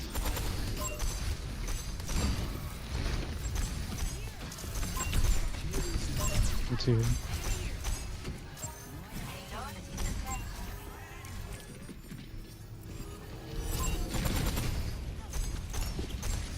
Make a heal. Yeah. Ah, sorry then.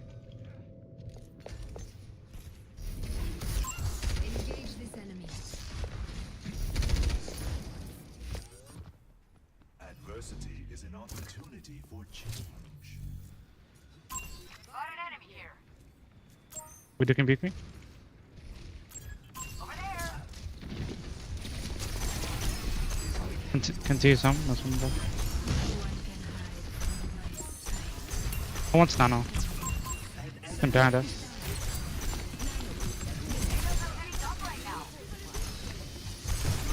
That's flags. I gotta keep my sleeve.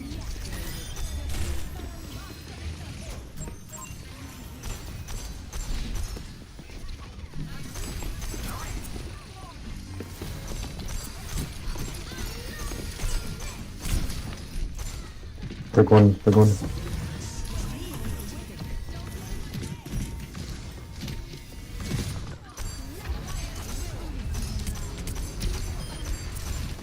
Nice.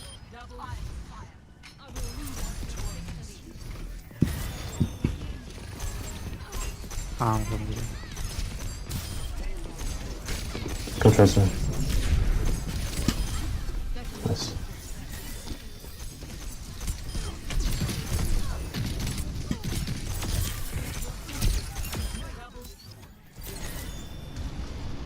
Take Widow again.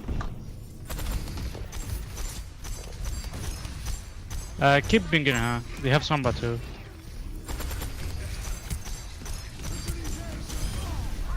Okay. And Sombra.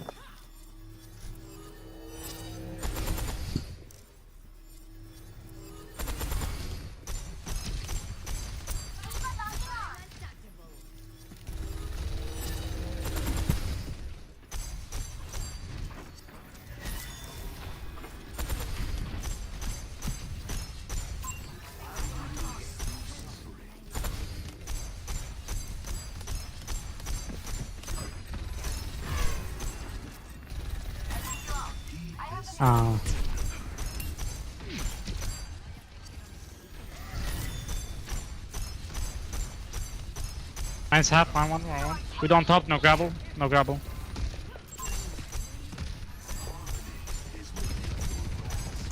Continue, guys. Reloading.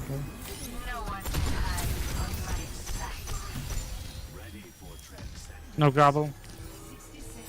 I have nano.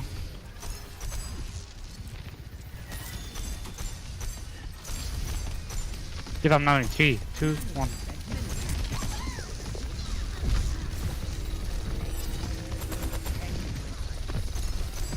Sombra 1, Sombra 1. Continue, Sombra. Sombra 1, Sombra. You guys beat me. Big Briganti.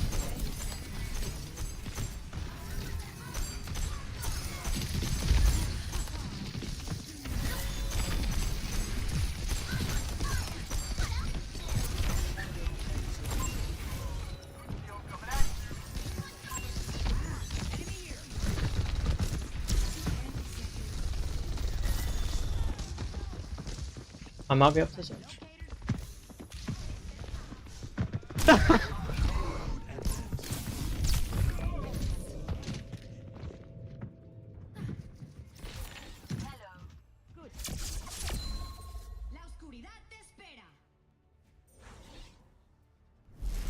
Score 2-0.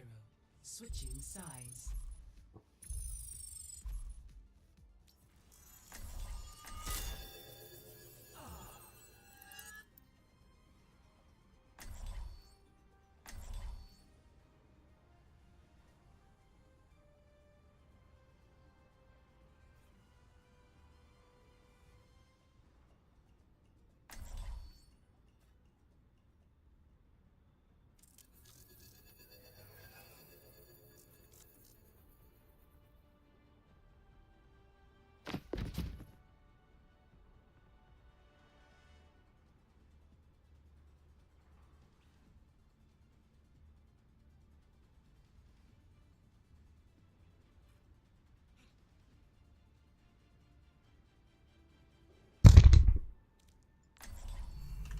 Amid discord, we will find tranquility. I'll be sad when we take you out. You guys are so passionate, I love it. Our mission awaits us. Acknowledged. 5, 4, 3, 2, 1. Attackers in. Got an enemy here. Our path together.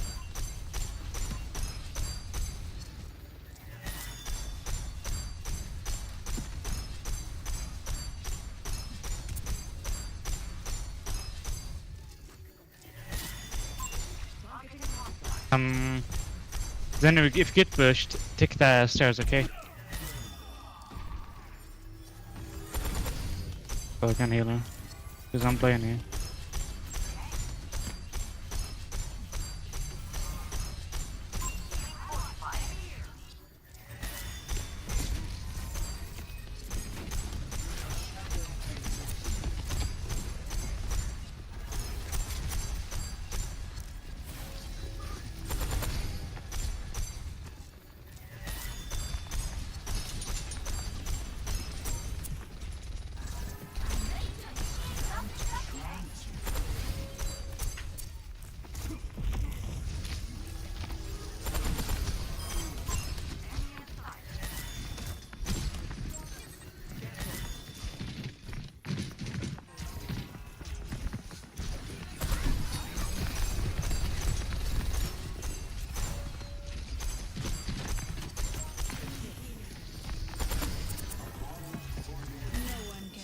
I have nano.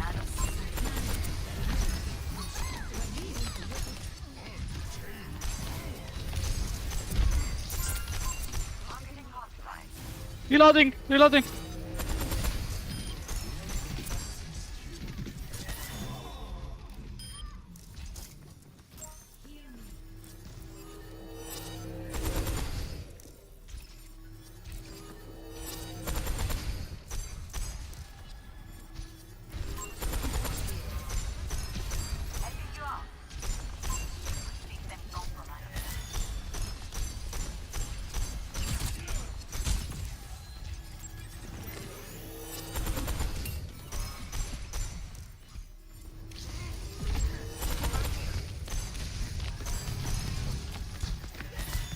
One in B, we're done.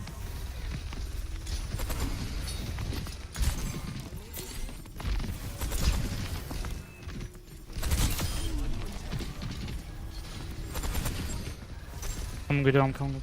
Oh.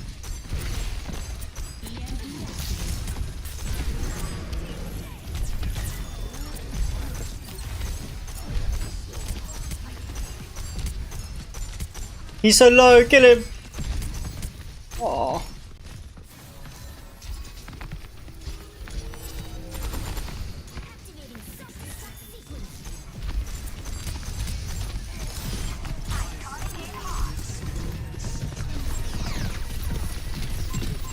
Genji top behind. Yeah, I know.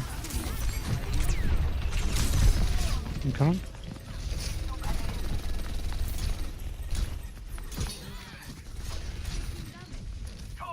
No way, bro.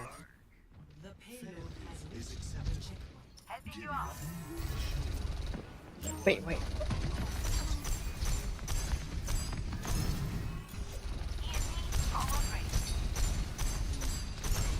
No, it's okay.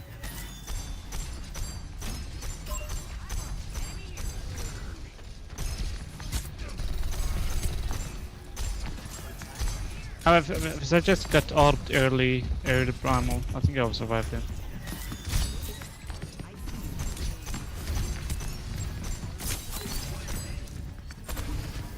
I drop. Is anti 1-1?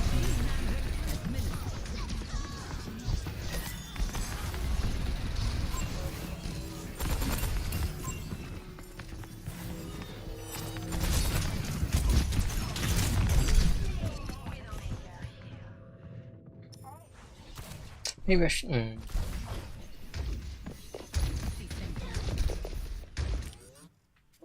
Repetition is the path to mastery.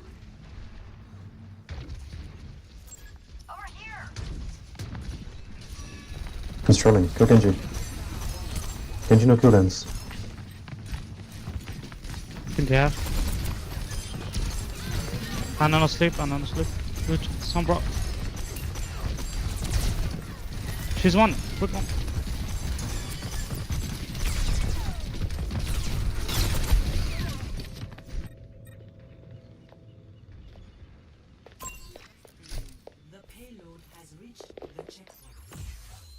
I headshot the brig 6 times, she didn't die.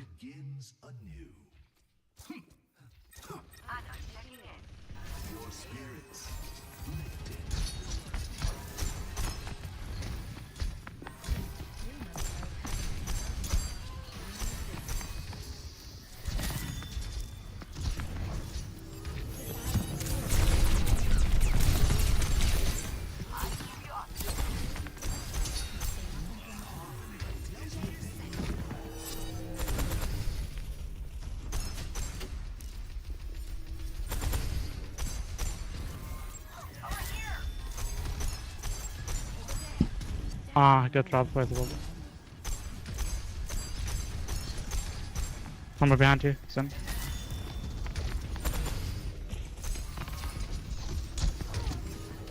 My bad. Oh, I got bubble.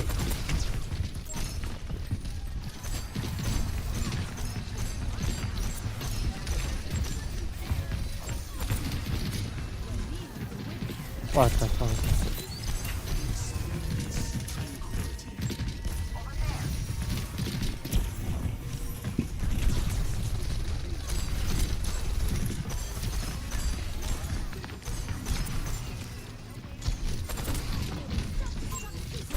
Get it. Some bro, some bro.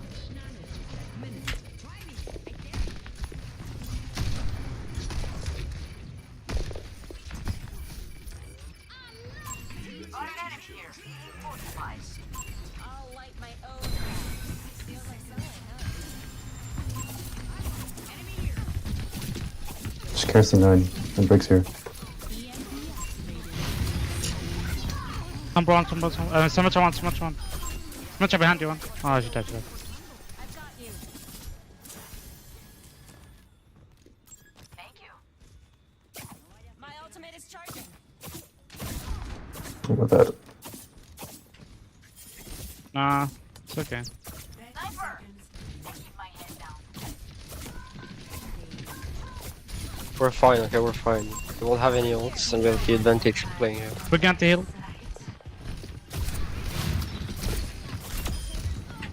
Nice pick. We did that, we did that. Who's Can't Canada? touch. Someone's touch. I'm on point. I need to kill Zarya here. Yeah, Zard. That feeding. Nice. Tim. She hated you that much? That's okay.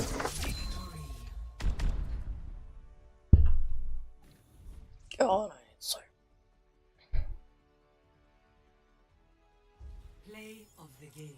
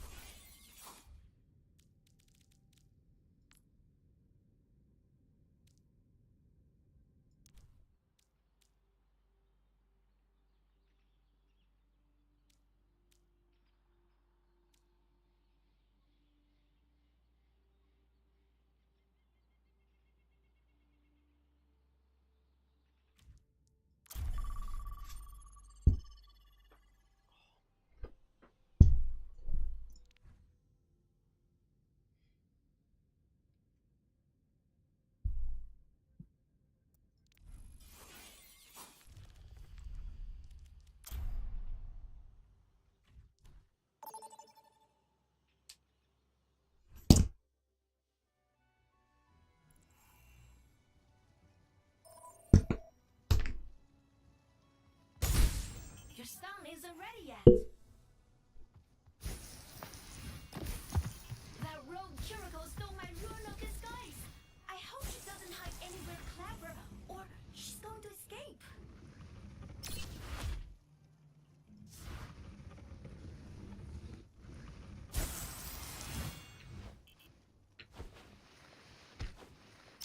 Only 10 seconds left to find a spot. What? 3, 2, 1. Come out, wherever you are.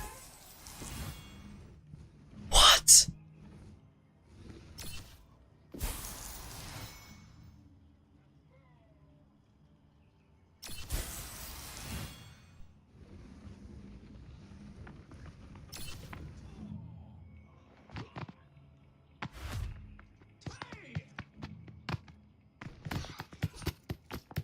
Come on, how?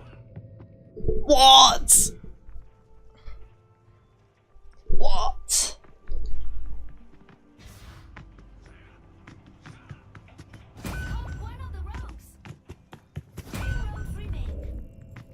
Keep an eye out. Huh. Lonely in here. Score. How on earth are you supposed to win?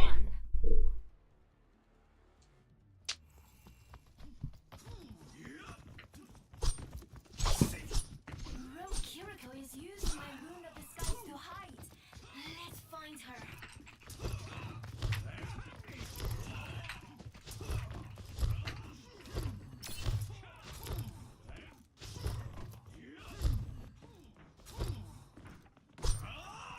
The hound starts in 10 seconds.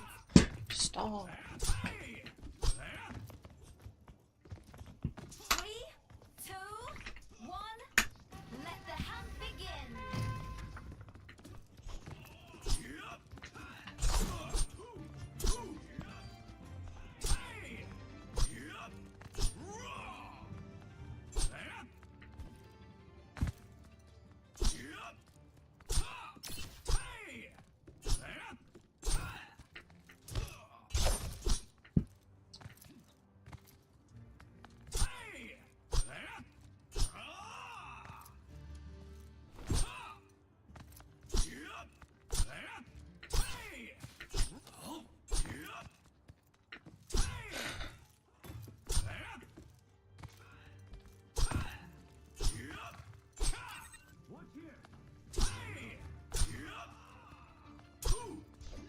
All this searching is making me so nervous.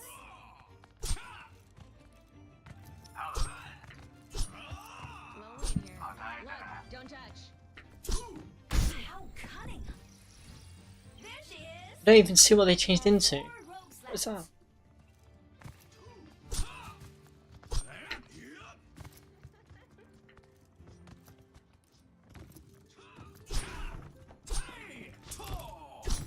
Ooh, that's got to hurt.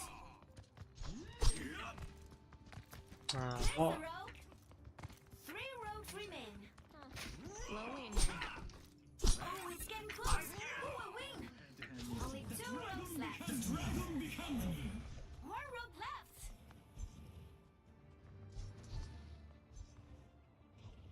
How cunning. Winner! The dragon becomes you. Score. 1-1.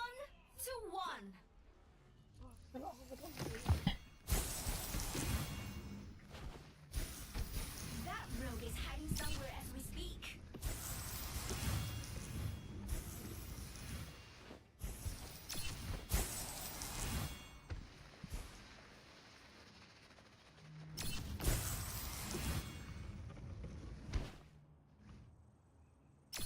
Only 10 seconds left to find a spot. 3, 2, 1. Come on, wherever you are. Where's this taunt? Where is it?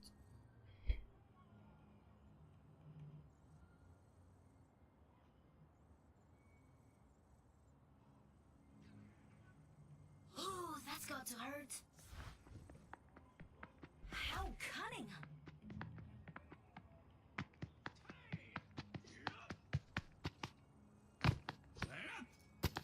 That rogue's a sneaky one.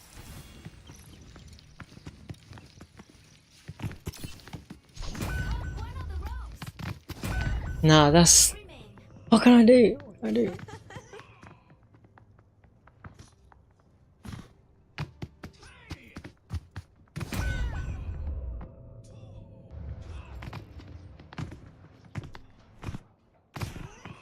How cunning. Score. 1-2.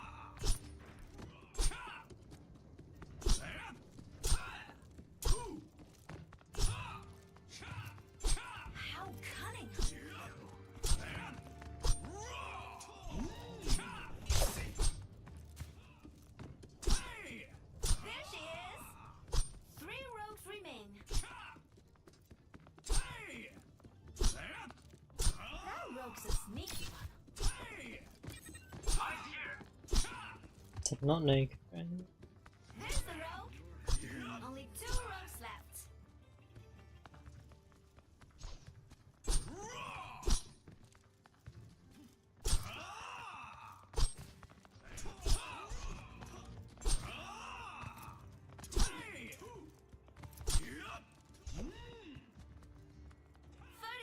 Until it's over.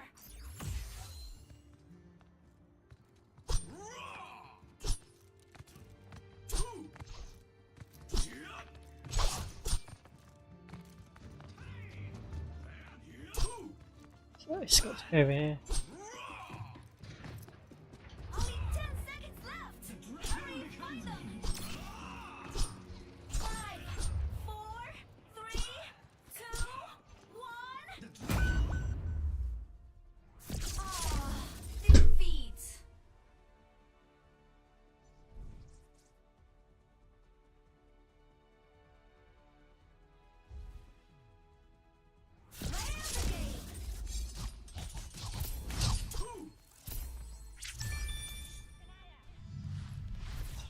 Boring. So boring.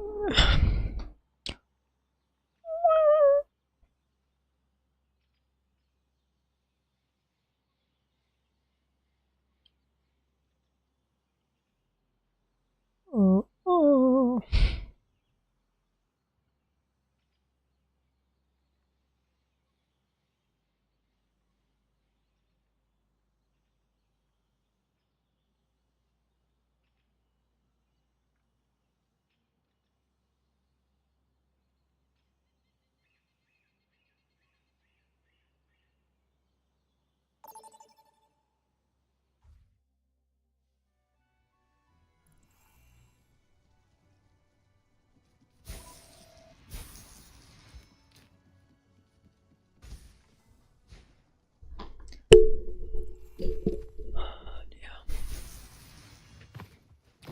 That rogue Kiriko stole my rune of disguise. I hope she doesn't hide anywhere clever, or she's going to escape.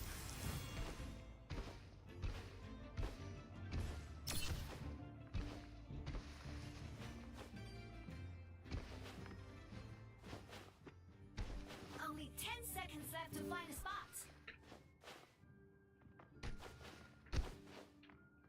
3, 2, 1. Come on, wherever you are.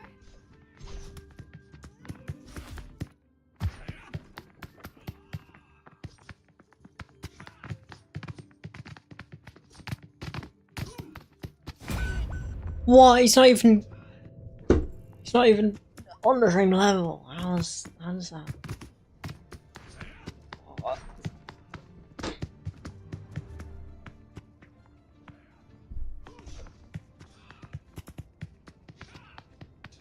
Ooh, that's got to hurt. That rogue's a sneaky one.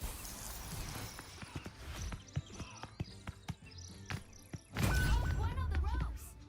3 rogues remain. Wow, you're the last rogue left.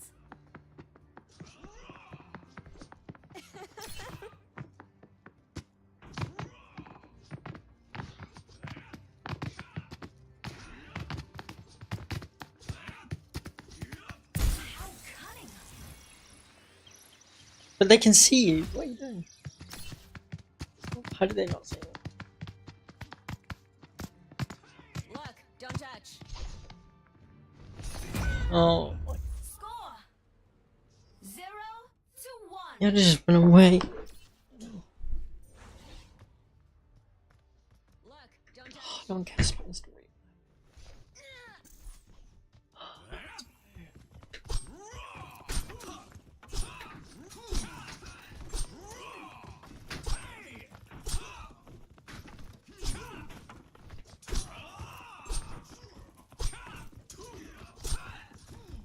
The hunt's starting 10 seconds.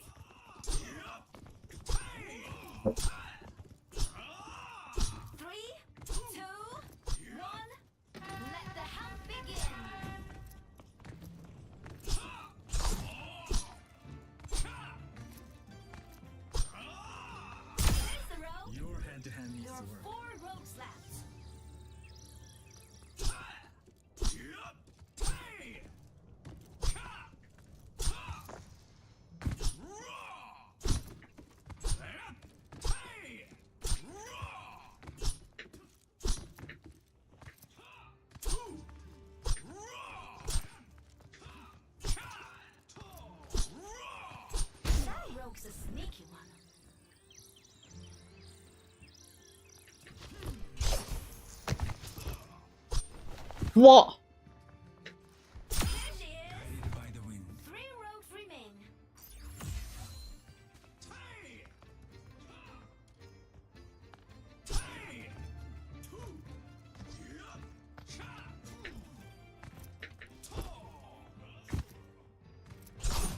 There's the rogue. Only 2 rogues left.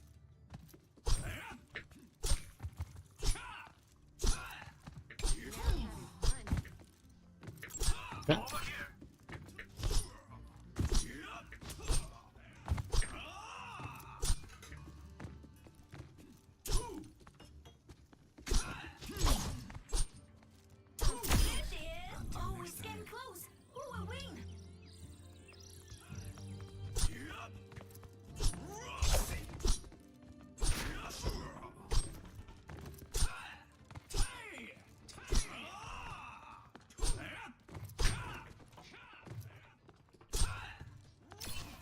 Only 10 seconds left. Hurry, find us. 5, 4, 3, 2, 1. Score. Teammate useless! My teammate useless!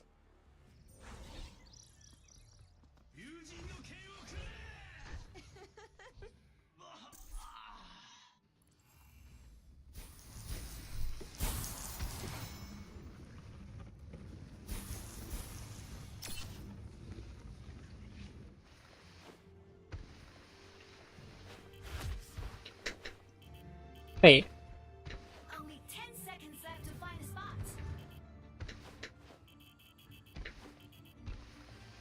3, 2, 1. Come on, wherever you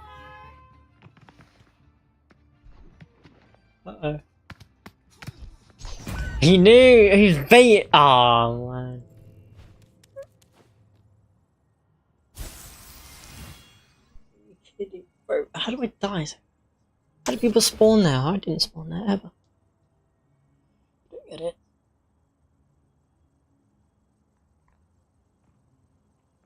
One of the rogues. 3 rogues remain. One of the rogues. Only 2 rogues left. Yes, lost. I'm leaving. Get me out. Get me out.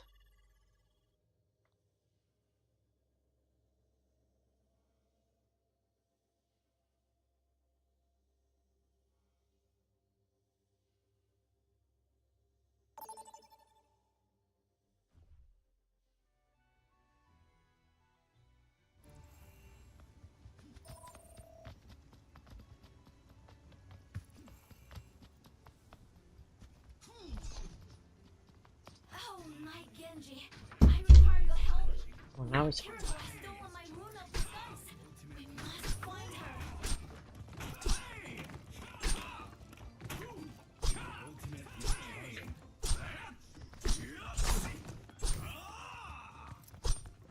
The hunt starts in 10 seconds.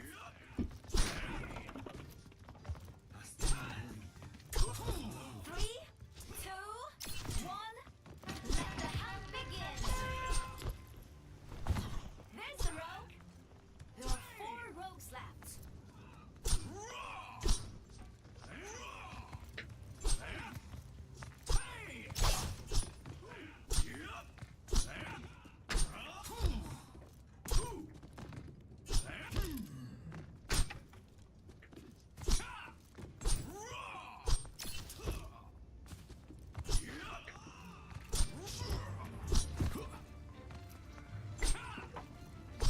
That rogue's a sneaky one.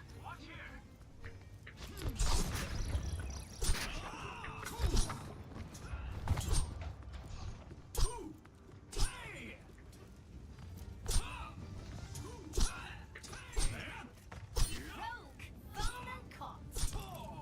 3 rogues remain.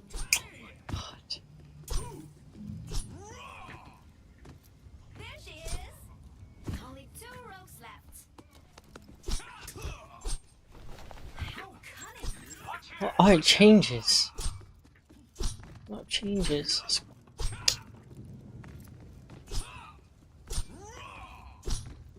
Rogue, found and caught. But there's no one.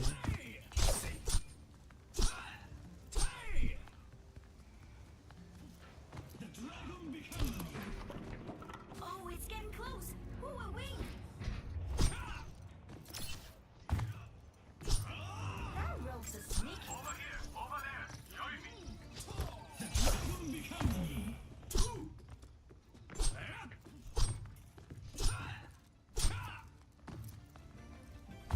Only 10 seconds left. Hurry, find them. 5, 4, 3, Something. 2, 1. Score 0-1. No way.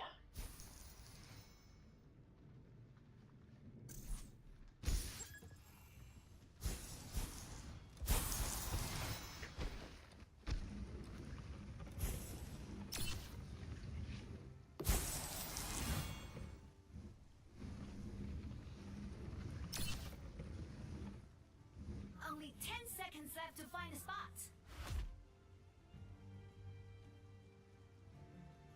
3, 2, 1. Come on, wherever you are.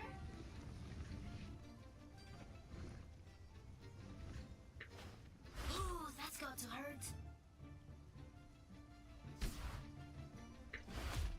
Hold one of the ropes. There are 4 ropes left.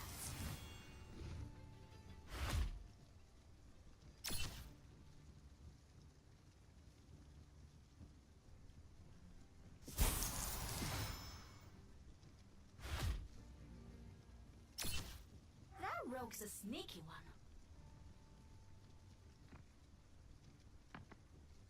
No, please.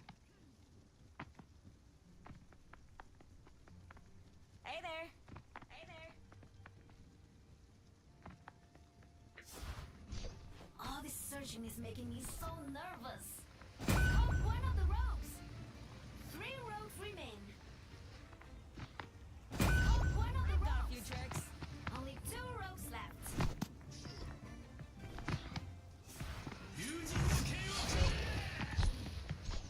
How cunning.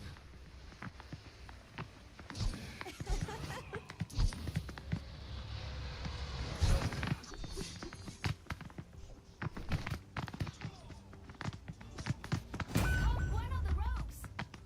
Wow, you're the last rope left. Ooh, that's got 30 seconds until it's over. Flip! Score 0-2. Bro.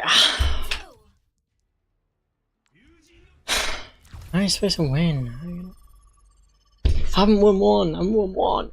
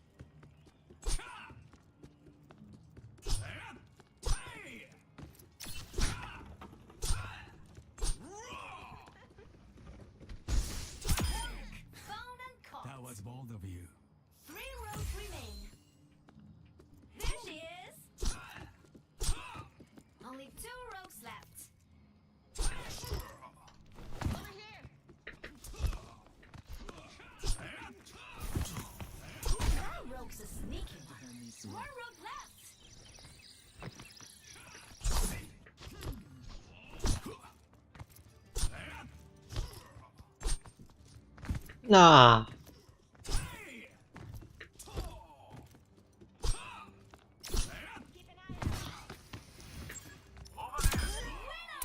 Foolish. Score 1-0. Keep an eye out.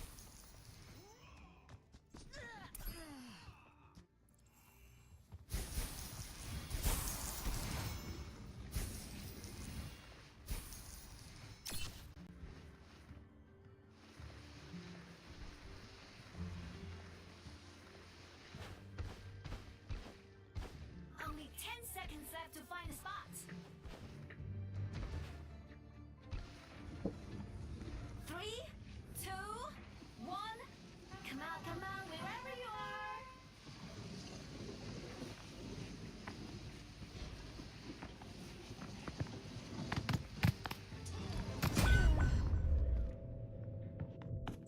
What? I don't. How do I die first every time?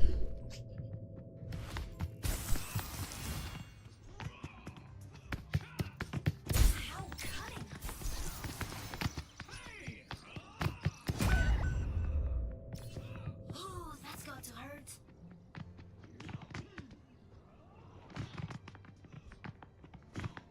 Caught one of the ropes. Whoa, don't you're the last rope left. That rope's a sneaky one.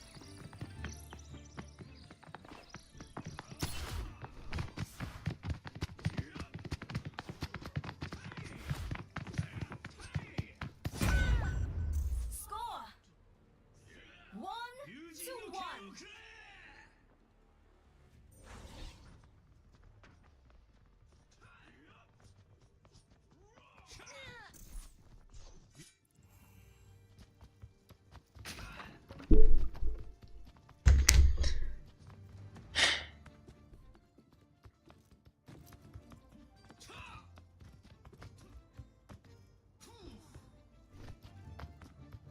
The hunt starts in 10 seconds.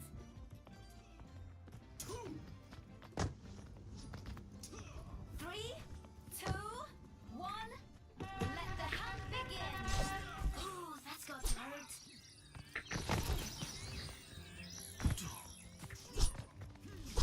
I don't understand.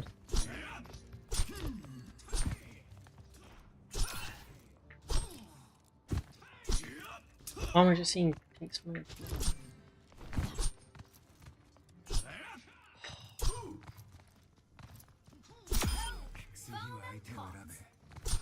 There are 4 ropes left.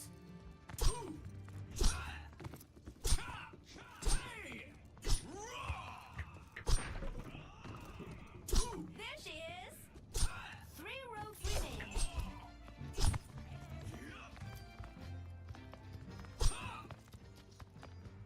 How cunning. Over here.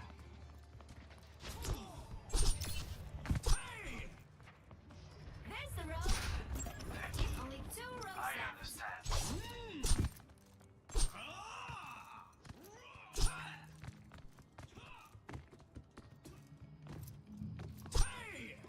Well, you're busy, Genji. Is it okay if I catch up on my reading? That rope's a sneaky one. Over here. You had to hand me More some. rope left. Over here. Ooh, that's got to hurt. Oh, it's getting close. Who will win?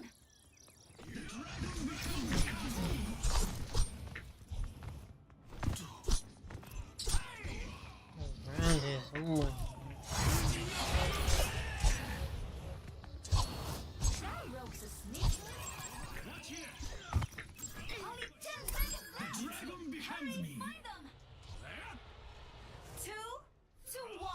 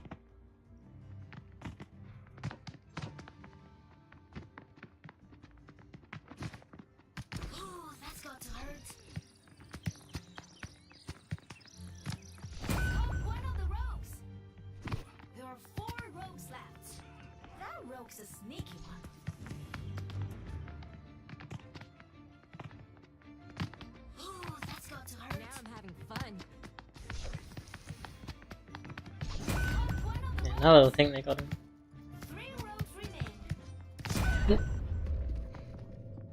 Come on, man. Why would you do that? Why?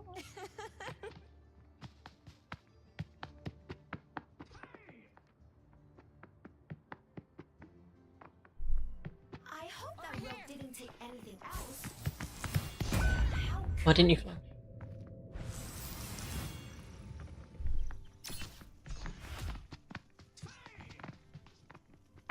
Oh, come on, that only chair that's not destroyed. I should craft score. 2-2.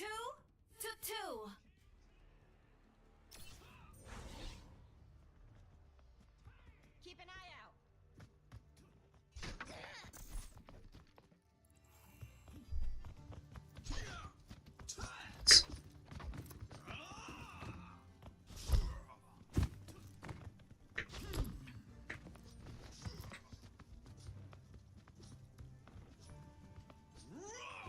The hunt starts in 10 seconds.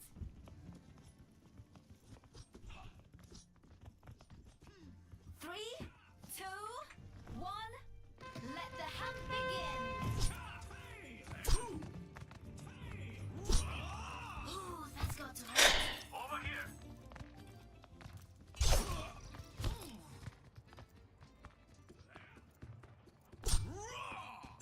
There's the rogue. There are 4 rogues left.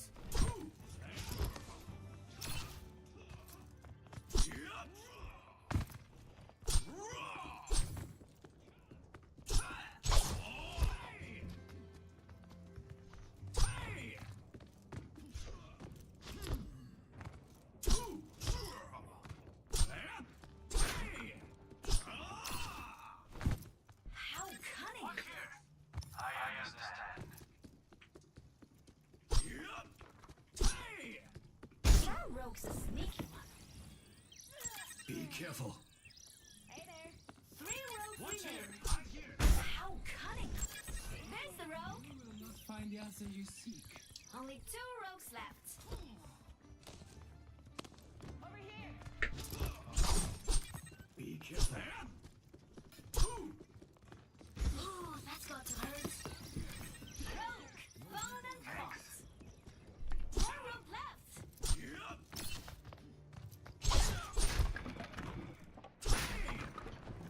My ultimate is almost ready. 30 seconds until it's over.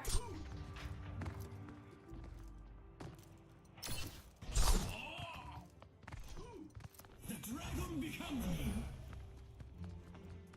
The dragon becomes me. That rogue's a sneaky The one. dragon becomes me. The dragon becomes me. Only 10 seconds left. Hurry, find them. I won again. Fun.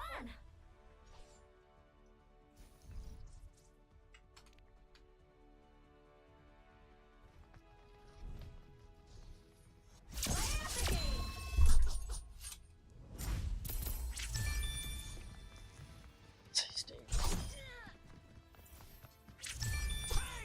Like, bro. Oh, who does that? Please. Actually plays this game.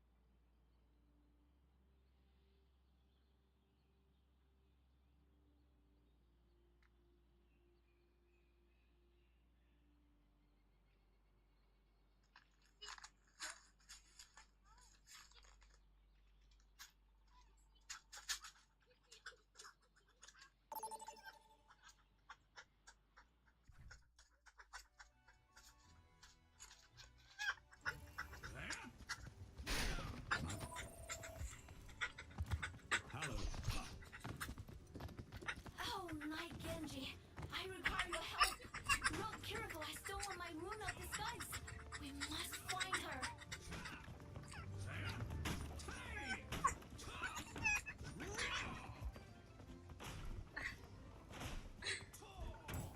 You try to bury it. The hunt starts in 10 seconds.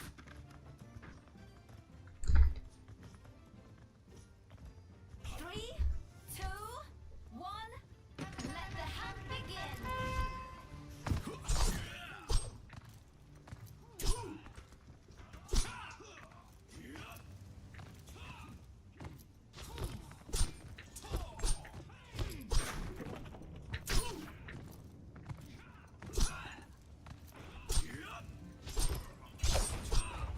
There's the rogue. 3 rogues remain.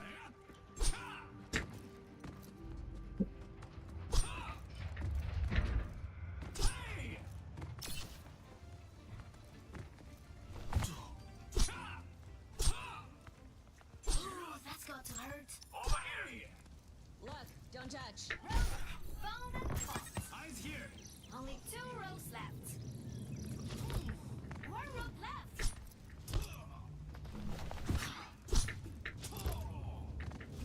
And he's gone. Rogue.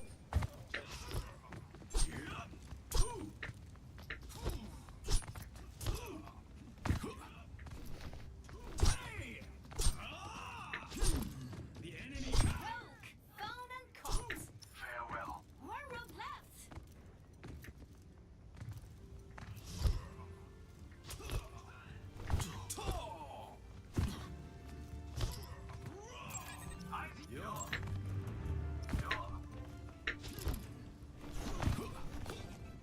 "30 seconds until it's over."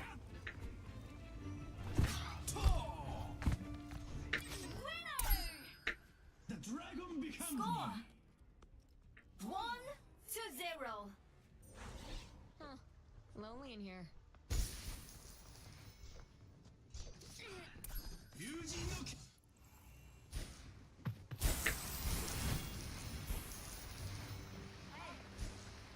What's up?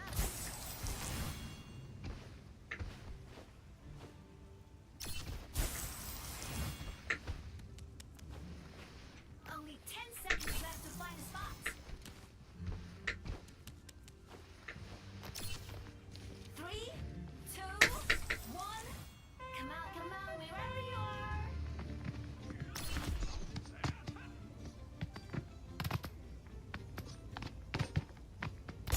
How cunning!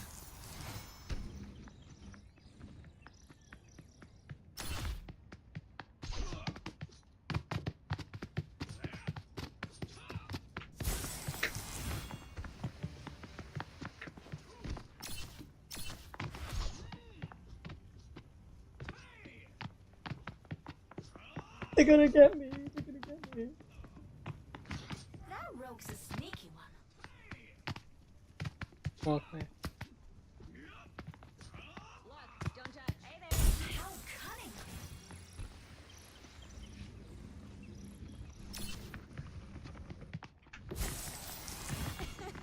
Got 1 of the rogues. There are 4 rogues left. Oh, come on, man. Come on. What was... Bro. Oh, what am I supposed to do? Look, don't judge. Okay, I should just... That rogue's a sneaky one.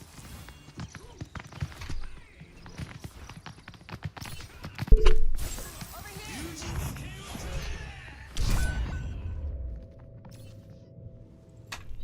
Now I'm Oh, having it's fun. getting close. Who will win?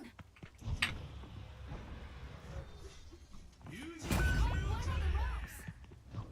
Wow, you're the last rogue left. Score 1-1.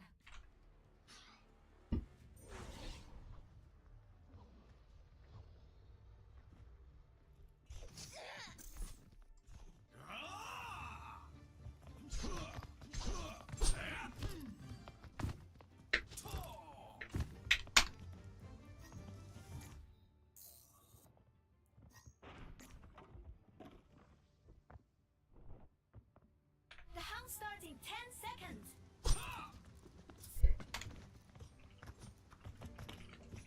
3, 2, 1. Let the hunt begin.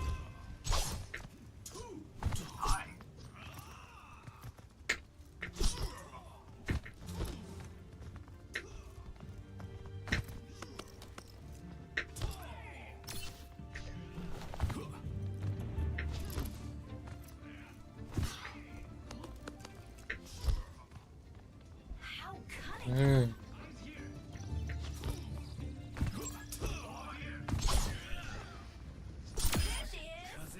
There are 4 rogues left. That rogue's a sneaky one. Just wasn't nothing.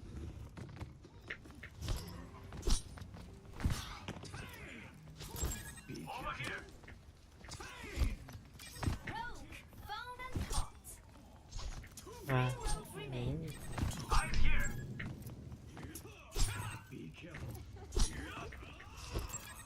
Oh. Yeah, I see. There's the rogue. Only 2 rogues left.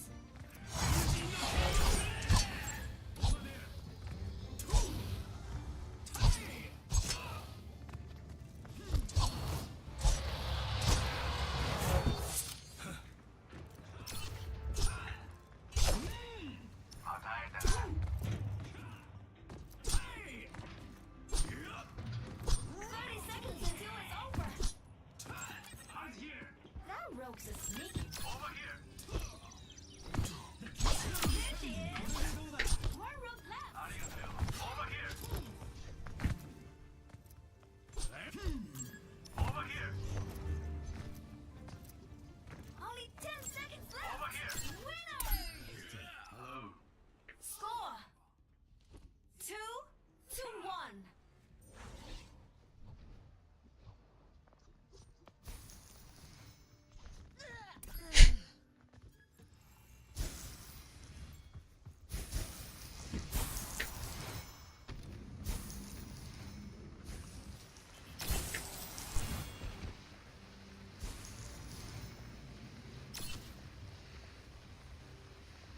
Only 10 seconds left to find a spot.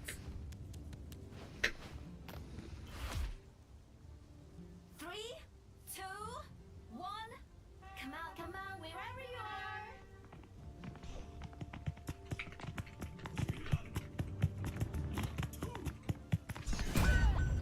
Oh, come on.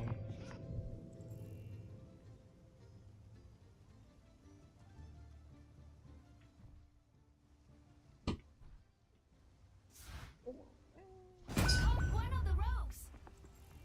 3 rogues remain.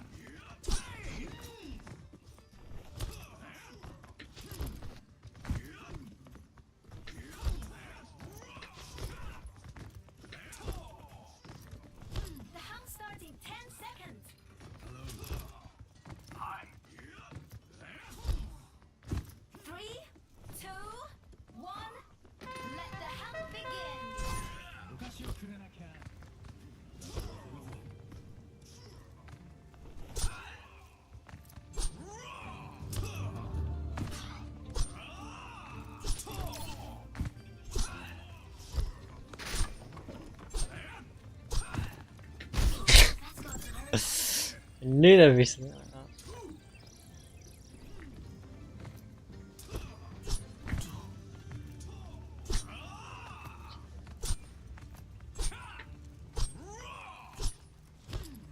Ah, teammates. There are 4 rogues left. This is 3 rogues remain. There's the rogue. Only 2 rogues left. 1 rogue left.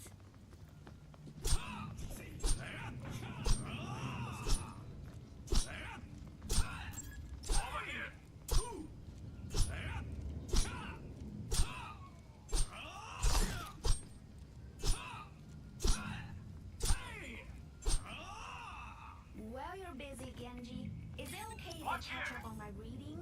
Just 1 chapter?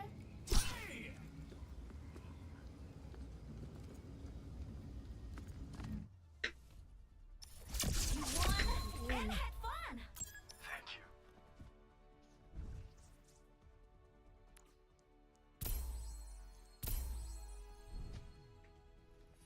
Play out the game! I hope that...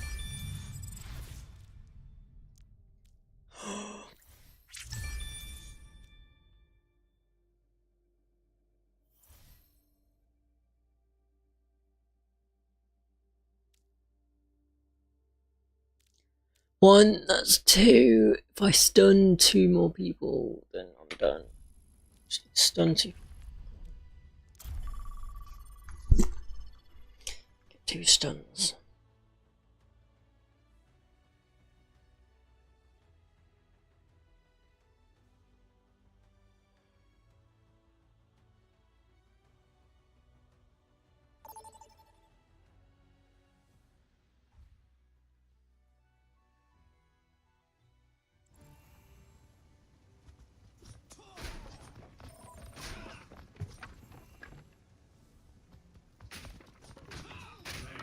Oh, Night Genji, I require your help. Rogue Kiriko has stolen my rune of disguise. We must find her.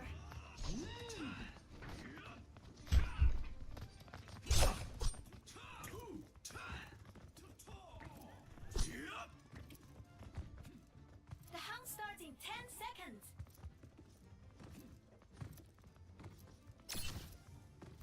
3, 2, 1. Let the hunt begin. Rogue found and caught. 3 rogues remain.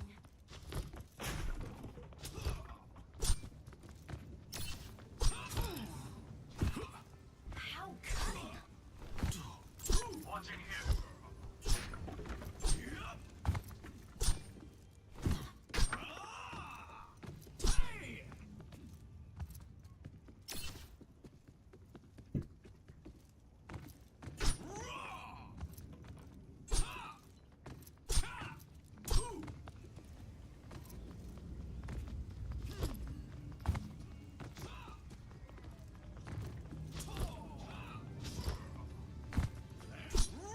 Maybe I should craft a rune of foresight to predict where she is. Oh darn, I'm out of frost essence.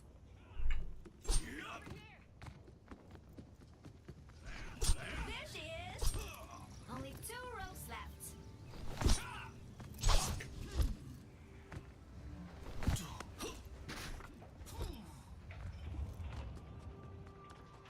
Rogue found and caught. 1 rogue left. I know what's here. Winner! Score 1-0. I've got a few tricks. I don't care about buying replaying him.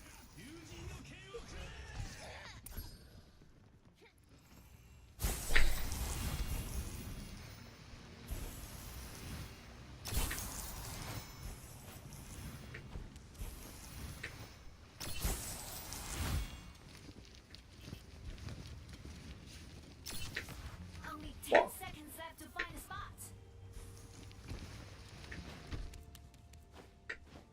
3, 2, 1.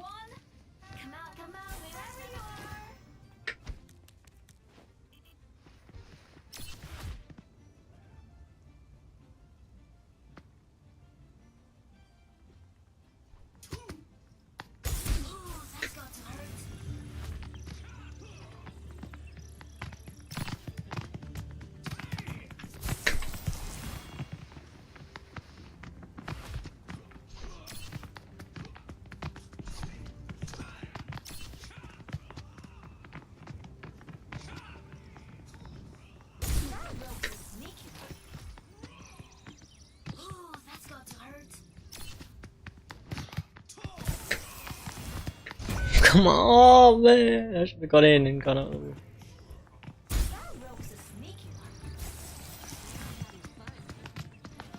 No. I was no on there.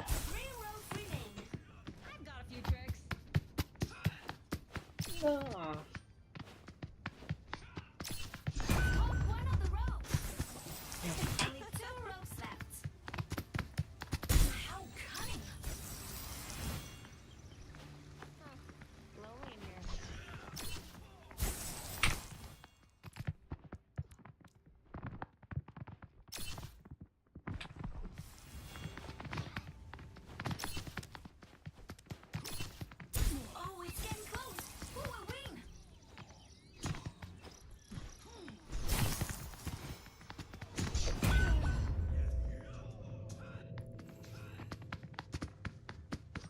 Now I'm having fun.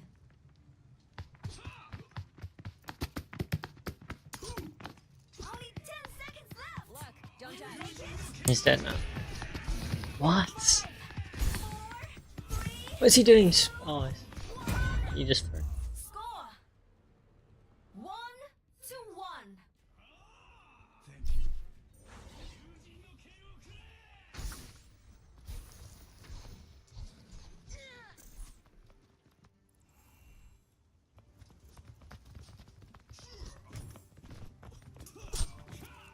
Ah.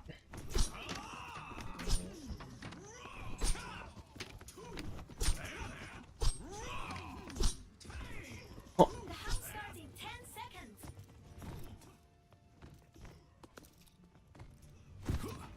3, 2, 1. Let the hunt begin.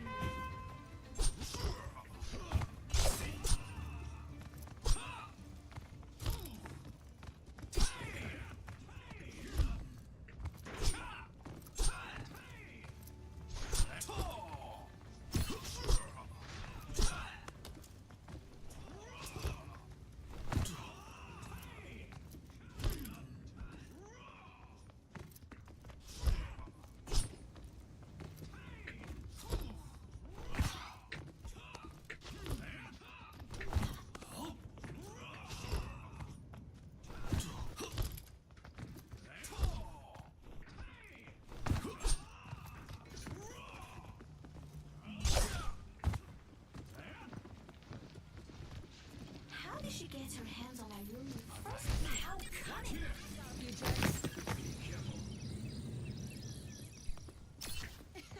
There she is! 3 rows remain.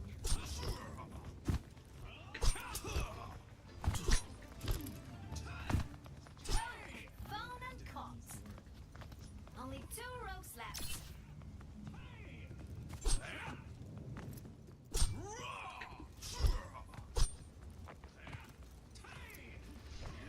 Ooh, that's got to hurt. There's the road. 1 road left.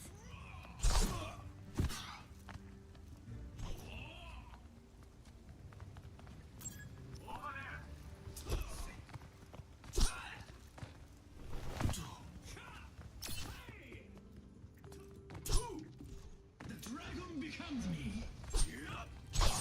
Only 10 seconds left. Hurry, find them. 5, 4, 3, 2, 1. Score. No way. How did they not make a noise? 2-2. How did they not make a noise?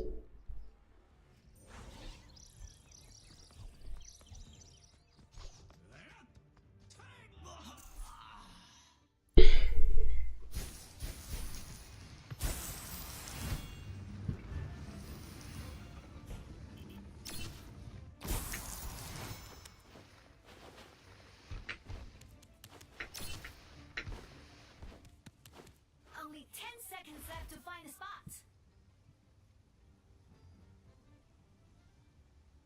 3, 2, 1. Come on, wherever you are.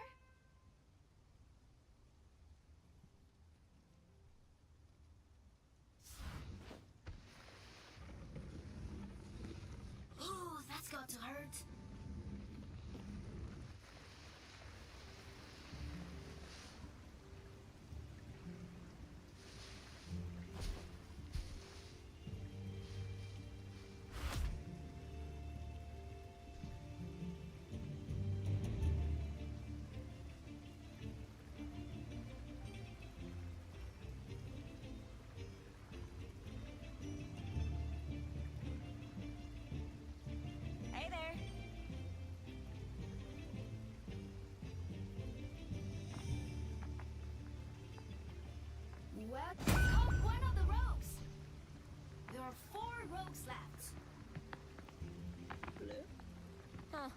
Lonely in here.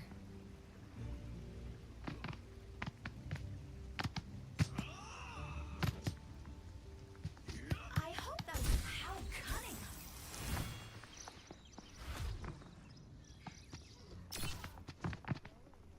Oh, that's got to hurt.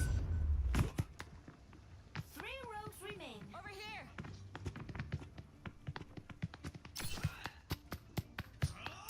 That rogue's a sneaky one. Oh, it's getting close. Who will win? Oh, that's got to hurt. Keep an eye out. No way! What is that? Only 10 seconds left. Will you make it? That's elite. 5, 4, 3, 2, 1. Winner! Score 2-2. Over here.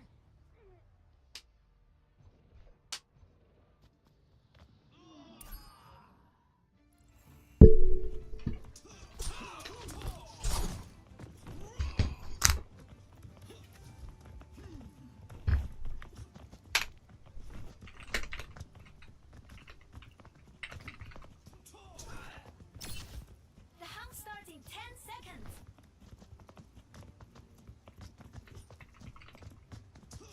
3, 2, 1.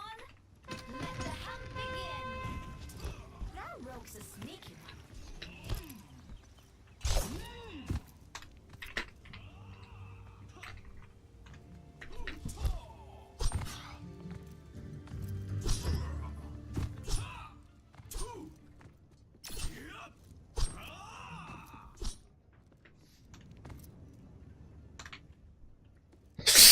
What?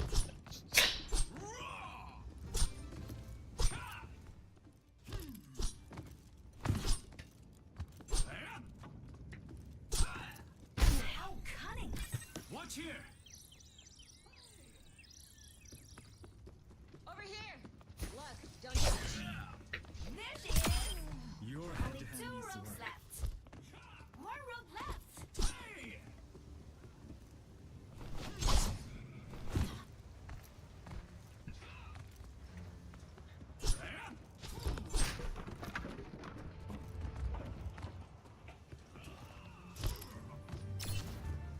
All this searching is making me so nervous.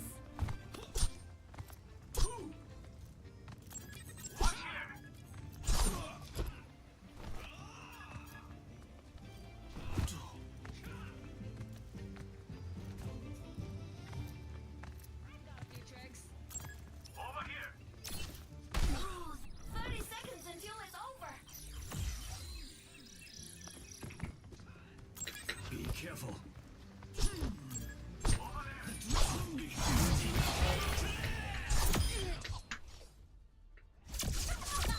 Victory!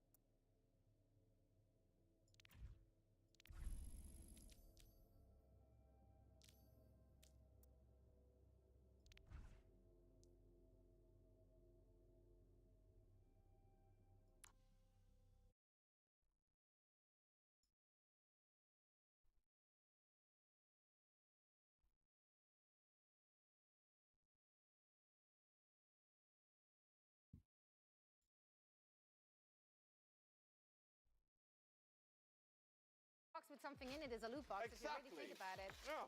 No chill unpacking. It's taped. Where's it? It's beautiful paper. I'm almost 35, so I'm the type of person who carefully Whoever unpacks wrapped so I this can did a wonderful rewrap job, the but paper. I'm just destroying it. Just rip it.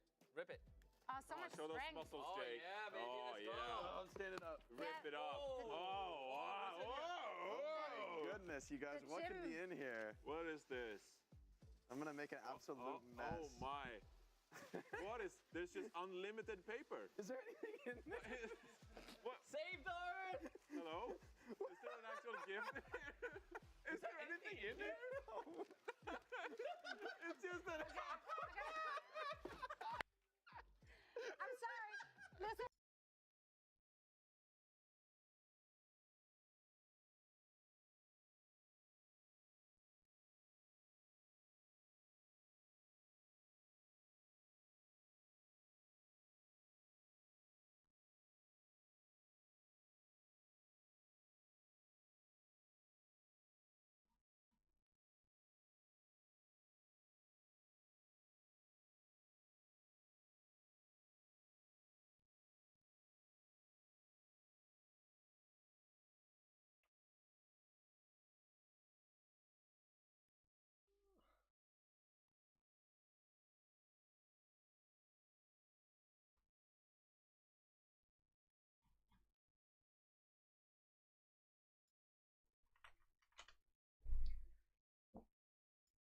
This is me in the middle of a high.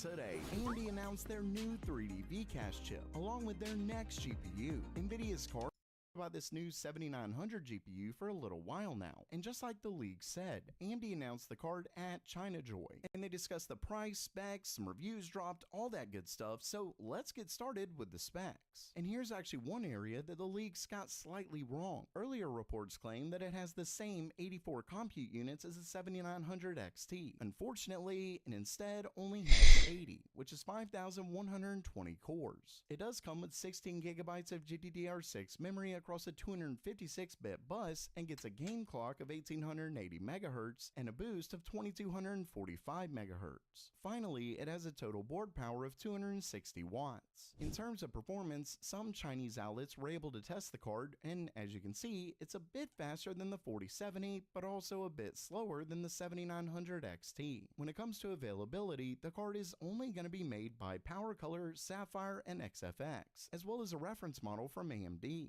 For now, the card is launching in China first, but AMD did share the price for it. In the US, it'll be $649, though it appears it's set to only now. And just like the league said, AMD announced the card at ChinaJoy, and they discussed the price, specs, some reviews dropped, all that good stuff, so let's get started with the specs. And here's actually one area that the leaks got slightly wrong. Earlier reports claim that it has the same 84 compute units as the 7900 XT. Unfortunately, it instead only has 80, which is 5,120 cores. It does come with 16 gigabytes of GDDR6 memory across a 256-bit bus and gets a game clock of 1880 MHz and a boost of 2245 MHz. Finally, it has a total board power of 260 watts. In terms of performance, some Chinese outlets were able to test the card, and as you can see, it's a bit faster than the 4070, but also a bit slower than the 7900 XT. When it comes to availability, the card is only going to be made by PowerColor, Sapphire, and XFX, as well as a reference model from AMD. For now, the card is launching in China first, but AMD did share the price for it. In the US, it'll be $649, though it appears it's set to only launch globally to system integrators. So in the US, you likely won't be able to buy the card itself. Ultimately, at that price, it's a little more than the 4070, so it's about where you'd expect it to be. Still, not much to write home about in terms of price to performance.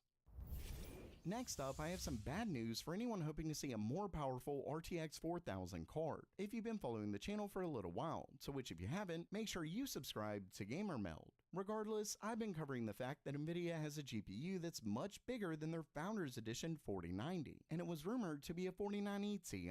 Pictures of it have been going around for quite a while now, as well as a gold version that was assumed to be a Titan card. Basically, this card at least seemed to exist, and it made perfect sense. Don't forget that the regular 4090 uses a cut-down 8102 GPU with 128 SMs, but the full 8102 has 144 SMs, so there was at least some performance Nvidia could have gotten out of such a card. Well, according to a new tweet from Kopite7Kimmy, Nvidia has canceled their plans for a 4090 Ti.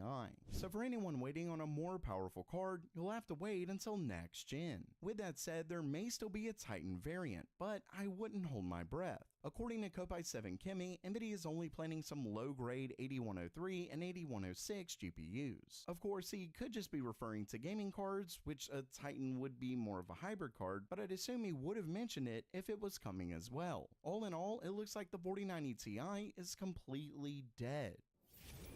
And lastly for today, I have a massive update on Nvidia's next-gen RTX 5000. Now, before I get to it, I know some of you will mention that my last video was about the RX 8000 series and how awesome that looks, and now I'm talking about the RTX 5000 cards. But keep in mind that I didn't have this information then. It's a brand new story that really makes Nvidia's next-gen look amazing. So I'm not trying to flip-flop or anything like that, I just have new information that changes things. But yeah, let's get right to it. Starting things off, we have a new report from Kopite7Kimmy on Twitter. Remember that this leaker has been one of the most accurate leakers in the past, so it's definitely someone to listen to. And according to this tweet, from multiple sources, he is able to actually confirm, which is a term that he rarely uses, so it's about as good as it gets, but to confirm that the gaming flagship of the RTX 5000 series will have a 512-bit memory bus. To give you an idea of how big that is, the RTX 4090 has a measly 384-bit bus, which is the same as the 3090 and 3090 Ti,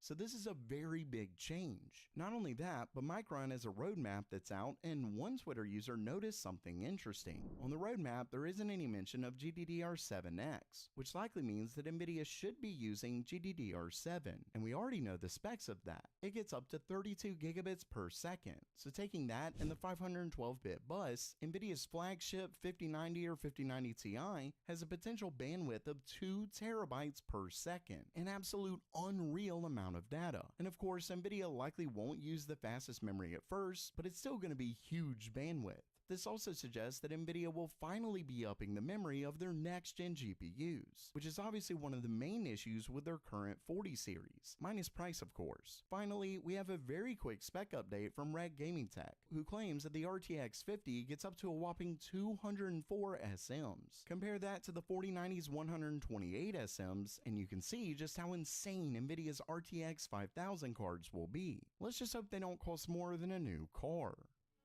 So while that does it for today, what RTX 5000 GPU are you most excited for? Let me know down in the comments below. And don't forget to try out Brilliant for free at brilliant.org/gamermelt. And as always, have a great day.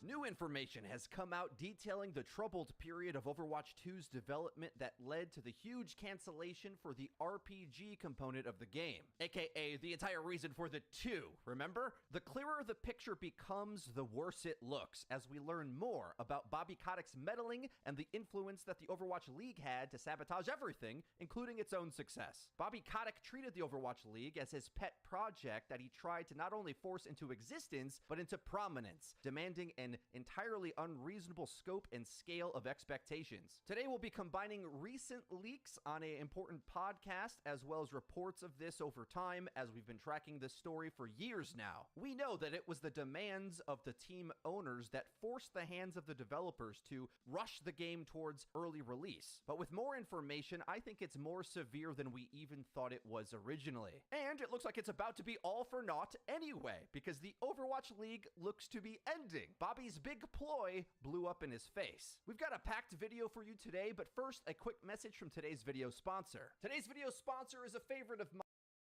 context, it was stated in the quarterly earnings report for Activision Blizzard that they would offer Overwatch League teams $6 million to leave the league after this season if they opt into that. It has been hard for me to find anyone who seems to think that the teams would reject this offer and commit to a league that has drastically underperformed the impossible expectations set for it. Recently, the Overwatch League laid off about 50 employees, so the end seems inevitable. Bobby Kotick gambled the house on this league, wanting to rub elbows with his billionaire buddies without the proper scaling and management to sustain it. And worse yet for gamers, that ambition destroyed a huge chunk of the potential of Overwatch 2. In a recent Four Horsemen podcast, 4 industry insiders air all the dirty laundry from the inception years of the Overwatch League and chronicling its downfall and a litany of shockingly bad decisions. Monte Cristo was a caster, but more importantly, a consultant on the league whose expert advice got ignored or overruled as Bobby Boy was wheeling and dealing over the top of everything. Harsha was a successful coach in the league in the early years, and now, after a career change, is happy to burn bridges with Blizzard and the industry, and we thank him dearly for that. He's got some banger quotes from behind the scenes. And the last 2 members of the podcast, Thorne and Richard Lewis, are journalists, and especially RL will be important later. But first, I'm chomping at the bit to share with you some key findings. Let me lay out some of the big ones, and we'll dig deep into the context of each. But let's start. Harsha claims that in 2018, he was told to his face that 90% of the dev team was already working on Overwatch 2. 2018! Yes, you heard that right, which is why they had such trouble to update the game or even balance it well around that time period. That might be a bit shocking of a detail to hear, and maybe confusing considering the final hero Echo was added 2 years later in 2020. But try to remember how far in advance this content gets made. Echo herself was a crucial component to the Overwatch story from the beginning. I think they probably always anticipated to release Echo near the end of Overwatch 1, as she's kind of the bridge point of the narrative design of the entire premise of the game's universe. Kind of the jump for when this AI technology starts to be dangerous. Like Echo's like a super weapon, but also sentient and a good guy, but also locked in Route 66 in a payload and, you know, all the other story components. Like, I think it was important narratively for the developers, is my point. And while perhaps we might look to Brigitte as perhaps evidence that they were reactionary with their hero releases to try to shake up the meta intentionally, there's far more evidence that the hero releases are kind of just haphazard and not like planned in order to solve a problem in the game. It's just the heroes they had available to release at that given time for the most part. Point being, most of that work had already been done at that point. With 3 heroes a year, that means they already had around the last 6 to 9 or whatever of heroes stockpiled, ready to go as they transferred their energies to the next game. None of this should come as a surprise because it was exactly the Blizzard business model up to that point. Diablo 3 was very similar, where it got a big launch hype, a dwindling down, then an expansion. That's the same trajectory that Overwatch 1 was on as a boxed product. The only annoying part about this is all the while they also claimed that it was a live service game every step of the way. And it really wasn't. They just said that so you kept buying loot boxes, hopefully. And then we didn't, and well, now the changes have been made. The key takeaway here is that the maintenance mode for Overwatch occurred a lot earlier than we realize. It seems more obvious looking back, but at the time they gave us no indication that this was the case. Just the results looked like it was the case. And as years mounted, that pressure also mounted. Now, we'll return to talking about the Overwatch League in this, but there's some crucial context I want us to keep in mind before we do. Aaron Keller made a blog post back in May of this year, which I feel has been more significant than anyone gives it credit for. It finally adds a crucial bit of honesty, which makes everything far more painful in retrospect. In the blog post, Aaron explains how Overwatch was forged from Project Titan, the failed MMO project that got scrapped to make Overwatch after 6 years down the drain. Then he outlines the strategy that they were on and the trajectory they had hoped for. This is what he said. Overwatch was the crawl, a dedicated version of PvE was the walk, and an MMO was the run. It was built into the DNA of the team early on, and some of us consider that final game a true realization of the original vision of Project Titan. There's so much here to break down, okay? And I love looking back at some of these quotes with more context. When he says, some of us thought, is he talking about Jeff? Or those in Jeff Kaplan's camp? We'll return to that idea. But more importantly is realizing that their end goal was to work on an MMO again. You know, the thing that they had just failed at doing for 6 years? This is crucial information because on stage at BlizzCon, when Jeff revealed Overwatch 2 in 2019, he explained the endlessly replayable RPG part of Overwatch 2 and compared it to Diablo Adventure Mode, which is basically to say that there will be a grindable endgame. Now, Aaron admits that not just that extra game, Team 4's vision was even at a bigger scale than that. They wanted to make it an even bigger game. They wanted it to go from Overwatch, shooter game, to Overwatch 2, Diablo game, to Overwatch 3, the next World of Warcraft MMO. Now, I gotta admit, that would have been awesome to have, but these interests are directly in contrast to the vision Bobby Boy was building on his own. The contrast is absurd, because while Team 4 is dreaming up not just one, but 2 RPG games, each larger in scope than the last, Bobby Kotick thinks he's gonna make this franchise into the National Football League of video games, while the devs basically ignore competitive balancing and crucial problems like, is the game even good to play and watch at a high level? Does our audience even want this? And in hindsight, guys, I gotta say, Jeff was right about a lot of things. And if this was ever a disagreement directly between the two men, I think we know which one won out. But regardless, I think we can agree that in hindsight, these two paths could not coexist, especially as we know they expected one dev team to make not just 2 games at once, but 2 different games at once. It was bound to crash eventually, and it did. The breaking point was revealed by Richard Lewis in August of 2021 in a report for Dexerto. Lewis revealed that the multi-million-dollar team owners were very unhappy with the league and demanded that the content plan for Overwatch switch to the live service game. They could do that at the time because, oh yeah, do you remember that massive lawsuit that we seem to always forget about, investigating the gross misconduct inside the company, stating that Blizzard was run like a, quote, frat house, which the evidence is so much worse than that term. I think that's not even close to a strong enough term for the rampant abuse that was going on. But nevertheless, at the time, that massive story caused all the sponsors to pull out of the Overwatch League, something that hasn't really returned to this day many years later. That gave the Overwatch owners more leverage to demand Blizzard does things to their liking. So there was a pencils down call that got made. This is a quote from an insider at Blizzard, a developer, I believe, in response to this growing narrative. We're more than aware we need to get it out, as in Overwatch 2, they said. So the word is the dev team has been told to lock in the features the game has, get it fixed, and get it shipped. We're looking to get it out before the summer of 2022. And that quote was to coincide with the expected start date of Overwatch League. Now, of course, they eventually got it out in October, which is the only thing that was like somewhat inaccurate about this report so far. The date did get changed. But otherwise, all of this has either been substantiated in time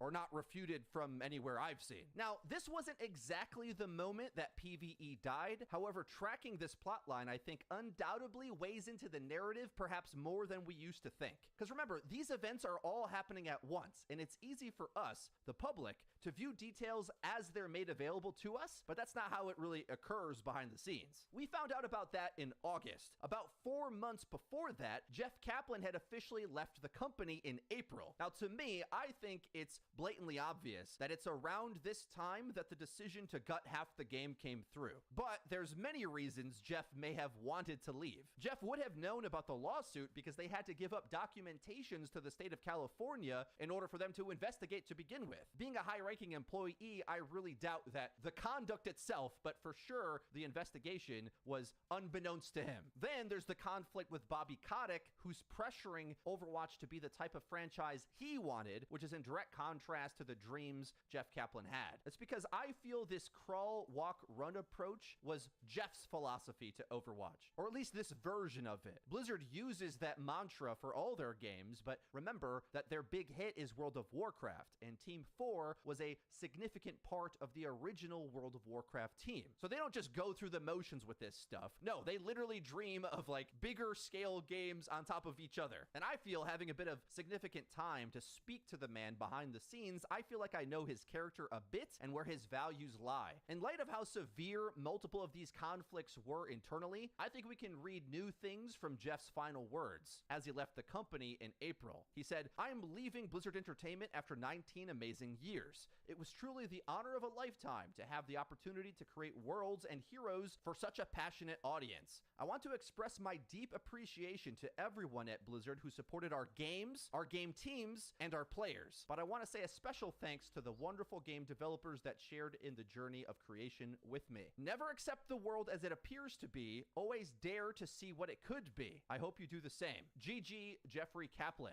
That last part seems to be defending the grand scope he wanted for Overwatch to eventually reach. The RPG game, then the MMO game. But the rest of it, now after hearing more about Bobby Kotick's meddling, which we'll get into detail in a bit, I think is a direct diss at Bobby's decision to attempt these large business deals at the sacrifice for the game Jeff was trying to make. The Overwatch League is just one example of that, but probably the biggest one. Jeff wanted to service the players and make a game. Bobby was playing the Game of Thrones. And when you play the Game of Thrones, you win or your game gets canceled. There's an additional detail that I don't want to let the Overwatch community forget, and I feel they always gloss over this point. We're looking at this truncated time window in 2021. Just before Jeff left, 2 months before, in February, was BlizzCon Line, which showed us a lot of really cool stuff for Overwatch 2, RPG elements included. At that point, we thought the vision of the game was not changing. And just from a PR perspective, there's no way they would have gone through the trouble to make an appearance to give a progress report for Overwatch 2 in February if they knew they were going to completely change plans in mere months, with the director fully stepping down in April. Because the alternative is to assume that they just flat out lied in February. And for just the legal ramifications alone, there's no way that they can do that, right? That seems ridiculous. I think instead the timeline goes like this. BlizzCon Online in February, then the lawsuit is coming. Jeff had information about this, and then maybe other disputes with the company, Bobby, etc. Could be a million things. Jeff left, the lawsuit information comes out, all hell breaks loose. Pressure begins probably right at that point from the Overwatch League for the devs to do something to save the league before it's too late. And because Bobby never really liked what Overwatch was to begin with, he would have preferred it to be like Call of Duty in many ways. There's rumors that when he first saw the game, he asked when he can play it on mobile. Then boom, they cut half the game out. Either that being the decision that caused Jeff to leave, or with Jeff left, there was no one fighting for the different vision of the game anymore. Either or. That's how it played out. Pencils down, ship what you can now. And sadly, most of the things that we got in Overwatch 2, content-wise, were things we saw years ago, including the push game mode. The biggest upgrade to Overwatch 2 was the cash shop and battle pass. We're not really gonna feel the full force of them changing their focus until years down the line. Now, the podcast had a lot of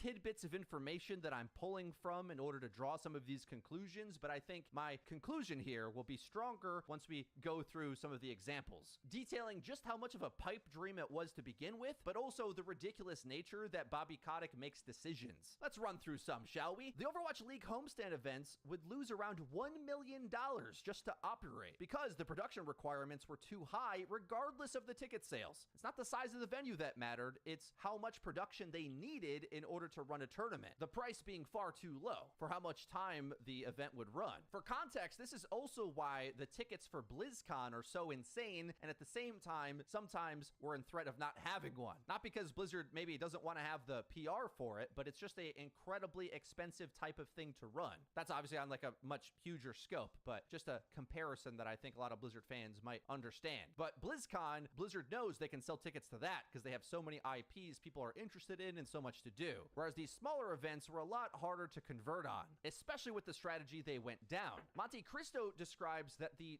tone and view and just strategy of the league as a whole was supposed to be a lot different. He said that it originally was supposed to be a bit more like inside the NBA, with more playful banter, I assume, which is definitely the energy Monte Cristo was bringing to the scene at the time. He says that he got pushback from the developers from that, and I will translate that to mean that the devs want the game to be a bright, optimistic future. So kind of the try-hard, sweaty, trash-talking esports player vibe doesn't really work for them. And what's more, it might not even work for the audience either. Overwatch players are a far cry from Counter-Strike players, for example. Then on top of that, ATVI management sold the broadcasting rights to Disney XD, meaning they had to be even more kid-friendly. The biggest change to me that I'm shocked they didn't go with is that Monty says the format was supposed to be like a traveling road show, similar to the WWE. Now, I'm not necessarily a wrestling fan, but that format seems to make sense, where you bring everyone everybody to a unique place, sell out tickets in that venue, and then you remove all sorts of complications and expectations, and it seems to be a more viable, down-to-earth strategy. More similar to like how we run esports events now, where you'll get a location, play a tournament there, and Bob's your uncle. But because it was someone's crazy idea to make a constantly global league, the scope being so big, they actually had to delay. They wanted to release in 2017, had to wait a year, and stayed 2 years hosting out of LA, tapping out the local market's interest, and in the twilight years, barely selling out the front row. So that's some harsh cold water reality, which should have been more obvious, but the reason why it wasn't to the higher up managers is because the whole concept of a global league was built on the Morgan Stanley report. Morgan Stanley is an American multinational investment bank and financial services company headquartered in Midtown Manhattan.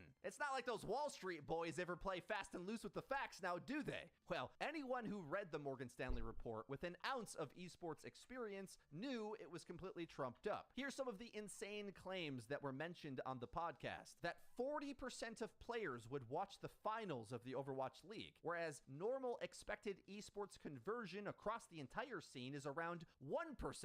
And that was their baseline estimate. They had bearish claims that were even more than some of these. They expected that 50% of fans would buy merch. Merch sales were famously not good for Overwatch League. And they expected to be able to fill a stadium of 18,000 fans for a 3-day event at $25 a ticket, which essentially is like NBA numbers. All of it clearly absurd based on what we already know under every version that the league operated in. Some might blame the pandemic, but the strategy was doomed to fail before and after the pandemic, regardless of the shutdown. In fact, the shutdown might have helped the league stop these ridiculous expectations, not to mention everyone performing in the league, the players, the coaches, the staff, everybody having to fly across the world constantly. No sport does this. It's a plan that was so stupid, only a child or a multi-billion-dollar CEO could think of. But Bobby Kotick wanted his own NFL. Here's an example of a ridiculous business decision that he made. Remember how DJ Khaled was the musical guest at the first Overwatch League Grand Finals? Well, Bobby Kotick found out that there wasn't going to be a musical act at the Grand Final. So 2 weeks before it, thought DJ Khaled would be a good idea because he was big on Snapchat. It cost them a massive fee to fly him out in the middle of a tour he was on with Beyonce and Jay-Z, and the crowd was not into it. It was clearly a rush job. There was no light show or performance of any kind because there wasn't any time to plan it. Just DJ Khaled saying another one over and over again. Not only did this make Overwatch a laughing stock in the esports community, it was a huge waste of money, which I think is a good way to just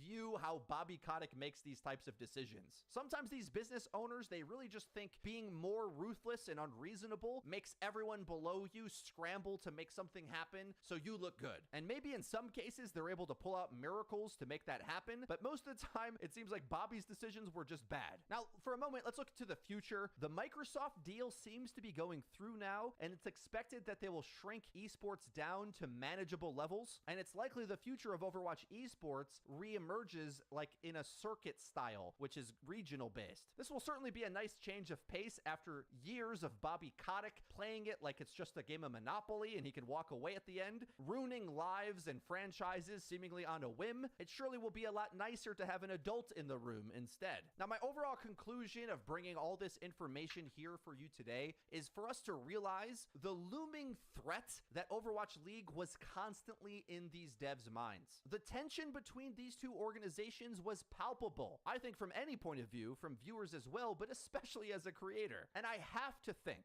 that if Overwatch League just simply didn't exist, all of the development strategy for Overwatch 1 to 2 could have been different. We already know from leaks from previous producers that Bobby Kotick would demand the dev team work on something randomly and abruptly, then change his mind later. And the more examples of this management style we get, the more they kind of enforce one another. And seeing as the Overwatch League was his pet project, it stands to reason to me that he was trying to force its success, when really the better thing to do would have been just to step away a bit. But no, he wants to own it all. He wants to be the king of the new global franchise, rather than let the esport grow on its own at a sustainable pace that the devs don't have to micromanage. Now that we're in the twilight of Overwatch League, I think the game can properly heal from the damage that's been done. You see, because other esport games aren't enmeshed with the developers and the publisher in the same way that Overwatch has been hamstrung by the entire time. I say this because as the devs create a problem that they can't fix, let's say GOATS meta or whatever bad balancing decision or new hero or whatever, any given tournament organizer can make a decision that for the competitive integrity of their product that they say, let's say, ban Brig,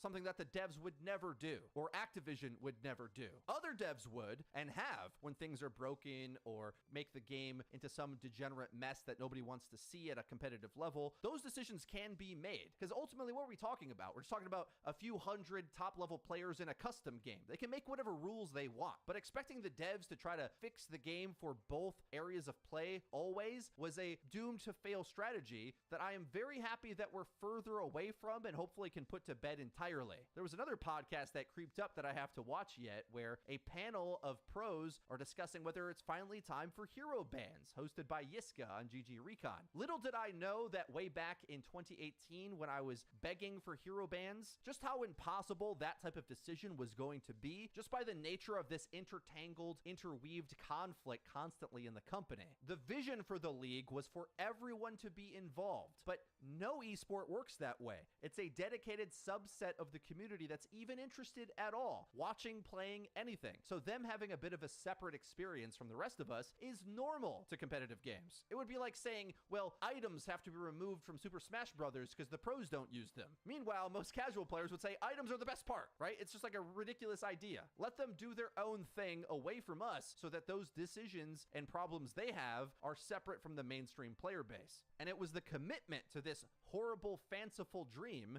that we had to lose what effectively is these two other Overwatch games. It wanted to be two different things at once. A mainstream casual game and the NFL of video games. That was not going to happen. And I admit, I love the competitive side of the game, but I wish I had known the grander scale vision and how doomed to fail all of this was at the start. If we could have gone back in time and never had the Overwatch League exist, a content drought doesn't sound too unreasonable for Overwatch 1. It's just that they promised it was a live service when it wasn't. The more info we get, the more I'm leaning that Jeff was right all along. And the cool things that he wanted to make would have been better, but maybe not feasible. That's the nature of dreaming big, isn't it? And as every Overwatch 2 story ends, a bittersweet goodbye with a mild optimism towards the future. Because the truth is, Overwatch League ending, I think, helps both the competitive side and the casual side of the game. We certainly will be here to track the story as it continues to evolve to make sure that you don't miss our upcoming videos. Hit the subscribe button and the bell icon to actually get notified when our videos come out. Support the channel by checking out today's video sponsor, Manscaped, and use our code OVERWATCH at checkout to get 20% off your entire order and free international shipping. That's been it for me. I've been Frito for your Overwatch. I'll see you guys next time.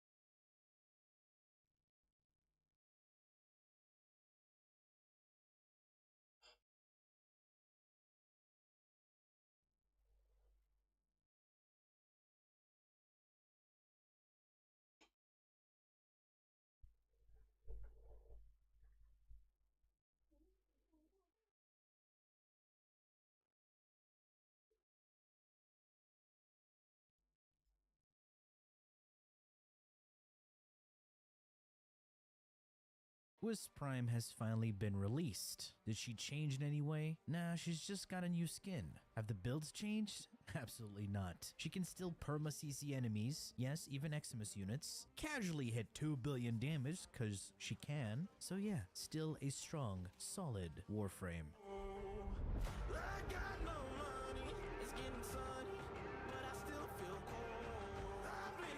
What's good, folks? It's Nightmare Frame here with a new Warframe video coming at you with some of the most powerful Wisp Prime builds. This is a collection of builds that uses various pieces of gear to have her kit be taken to the next level. Now, comparing her Prime to the normal variant, as you can see, she got that juicy 25 more armor and shields, a whopping 0.05 more sprint speed.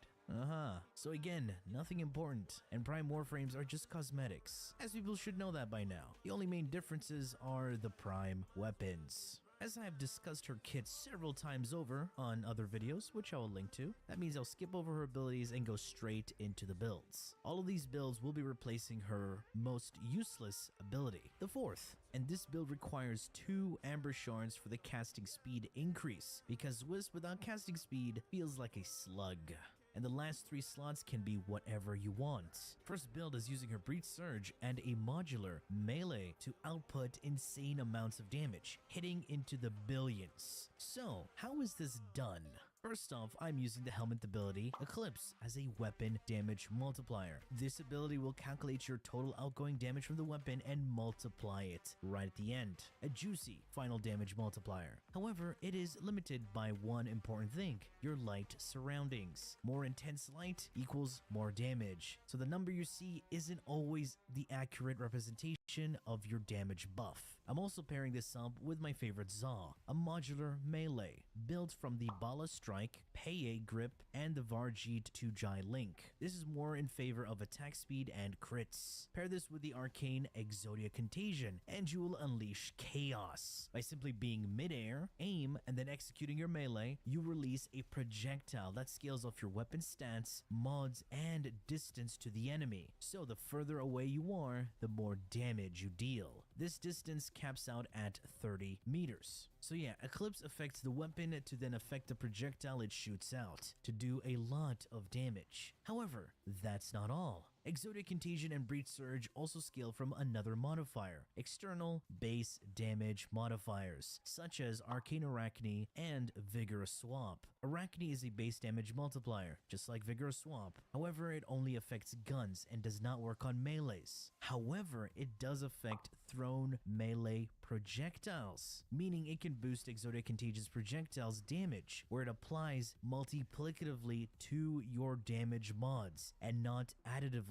So another small eclipse alongside your eclipse. And the best part is that it also affects Surge Sparks, since Breach Surge is coded as a weapon, and Arachne boosts its base damage, and Arachne is then multiplicative with ability strength. This also applies with Vigorous Swap, but this mod works pretty much everywhere, and it's more flexible. I'm giving you these 2 options as people tend to not like weapon swapping or wall latching every 30 seconds, so pick either one that suits your playstyle, or just have them both. But for this particular build, I'm only using Vigorous Swap. So for the arcanes on the build, I'm using Molt Augmented for that 60% additional strength after 250 kills, and Arcane Energize for the energy regen on Orb Pickup. To replace this, you before unleashing your contagion, the Epitaph will apply status effects, and these status effects can armor strip enemies, so modding for old.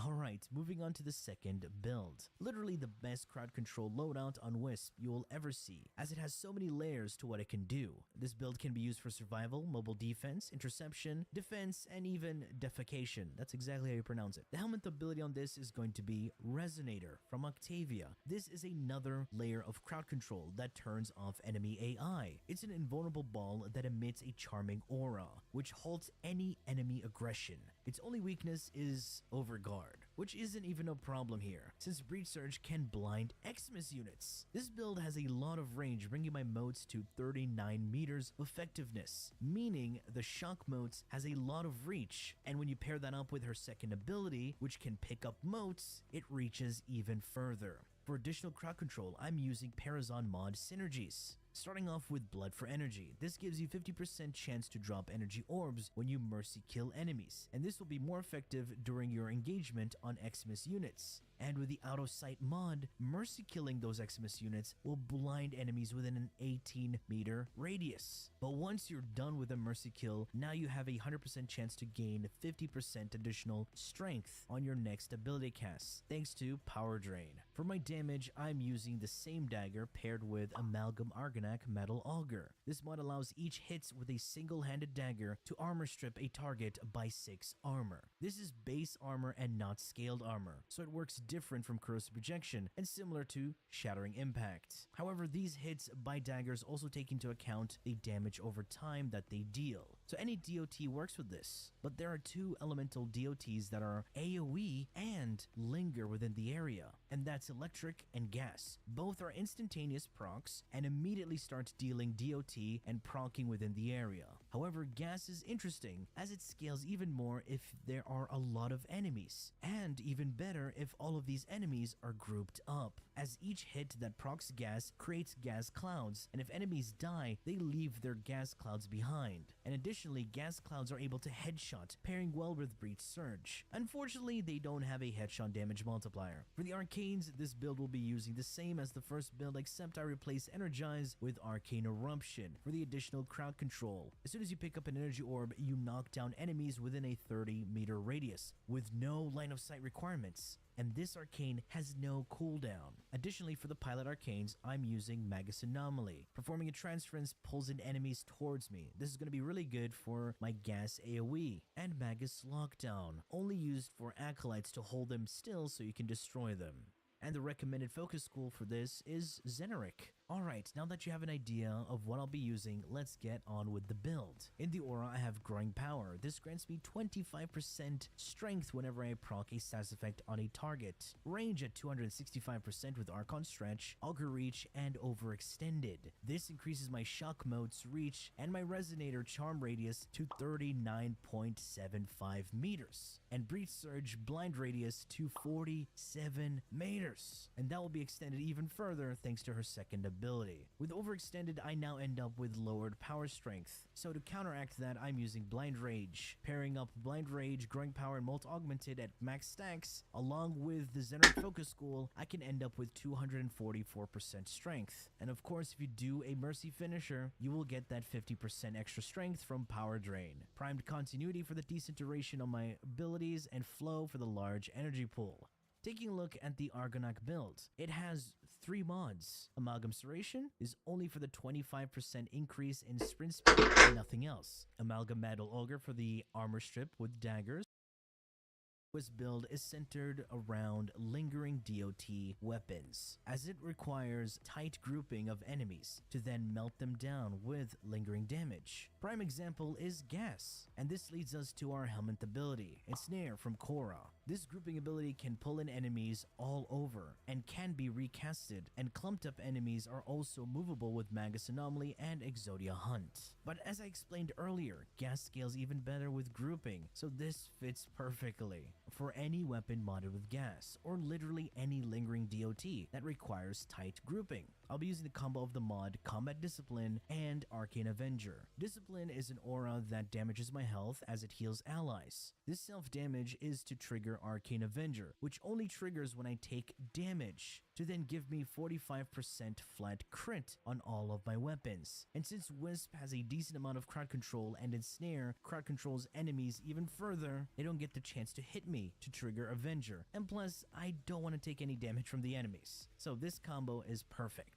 The best part is that her motes heal her, so perfect synergy to keep ourselves alive. Taking a look at the build, Combat Discipline and the Aura for the self-damage to trigger Avenger, and pretty much the same loadout as the first build, but replace Vigor Swamp with Augur Reach for even more range. If it ain't broke, don't fix it. This build pairs well with weapons like Mutilus Cernos, since it has AoE toxin clouds that spawn and deal AoE damage that can overlap, stack, and keep dealing damage over time. A Gas Serrata. This glaive has the highest damage output of all glaives, and it's in a toxin, so one mod will form gas, and it force procs toxin on its explosion, so you can have gas and toxin. Also a Latron Incarnate using the armor strip with the puncture procs, having the projectiles ricochet within the clump of enemies to melt them down while armor stripping them. Weapon choice is up to you at this point.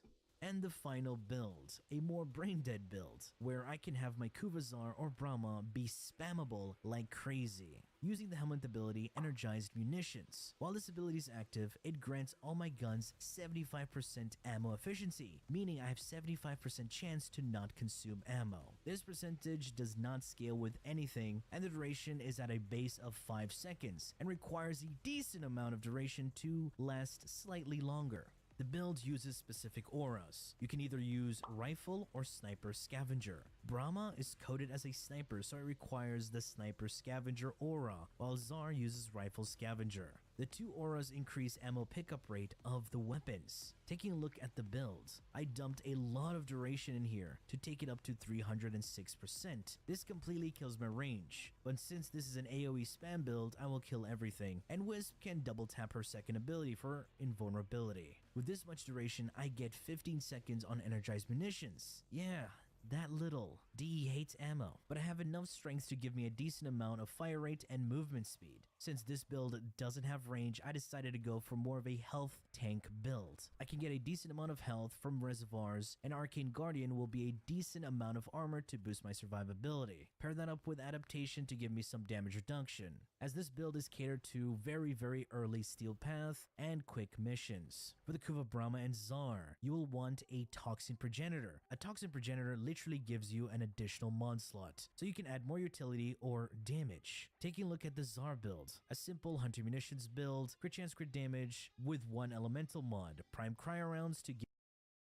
the vigilante mods to increase my chances of hitting an additional critical tier to boost my damage output. Alright folks, these are the Wisp Prime builds. Hopefully you can try out these builds, have fun, and do crazy amounts of damage. Anyway, that has been it for me. I do hope you've enjoyed and learned something from this video. If you did, feel free to leave a like, share, and subscribe for more Warframe content, streams, and so much more. Do refer to the description. Thanks for watching, and as always, peace. Bye-bye now.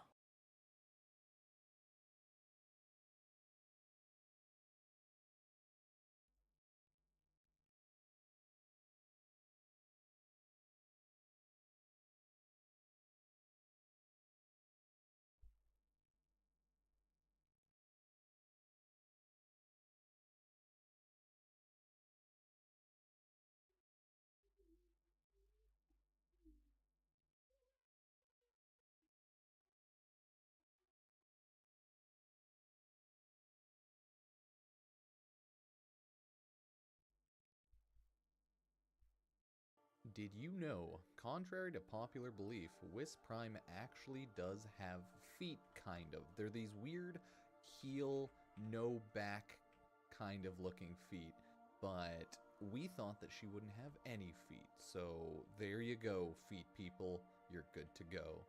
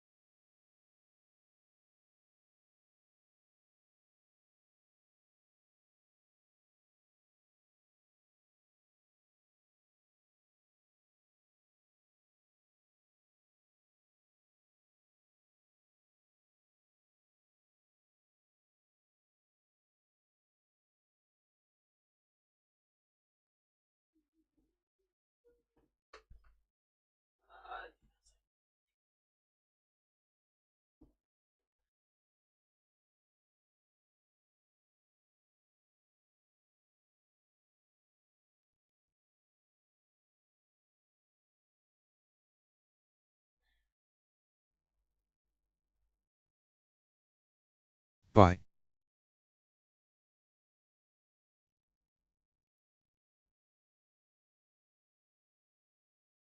Nate Boy 2, how do you get 2 whales in a car? Nate Boy 2. Start in England and drive west.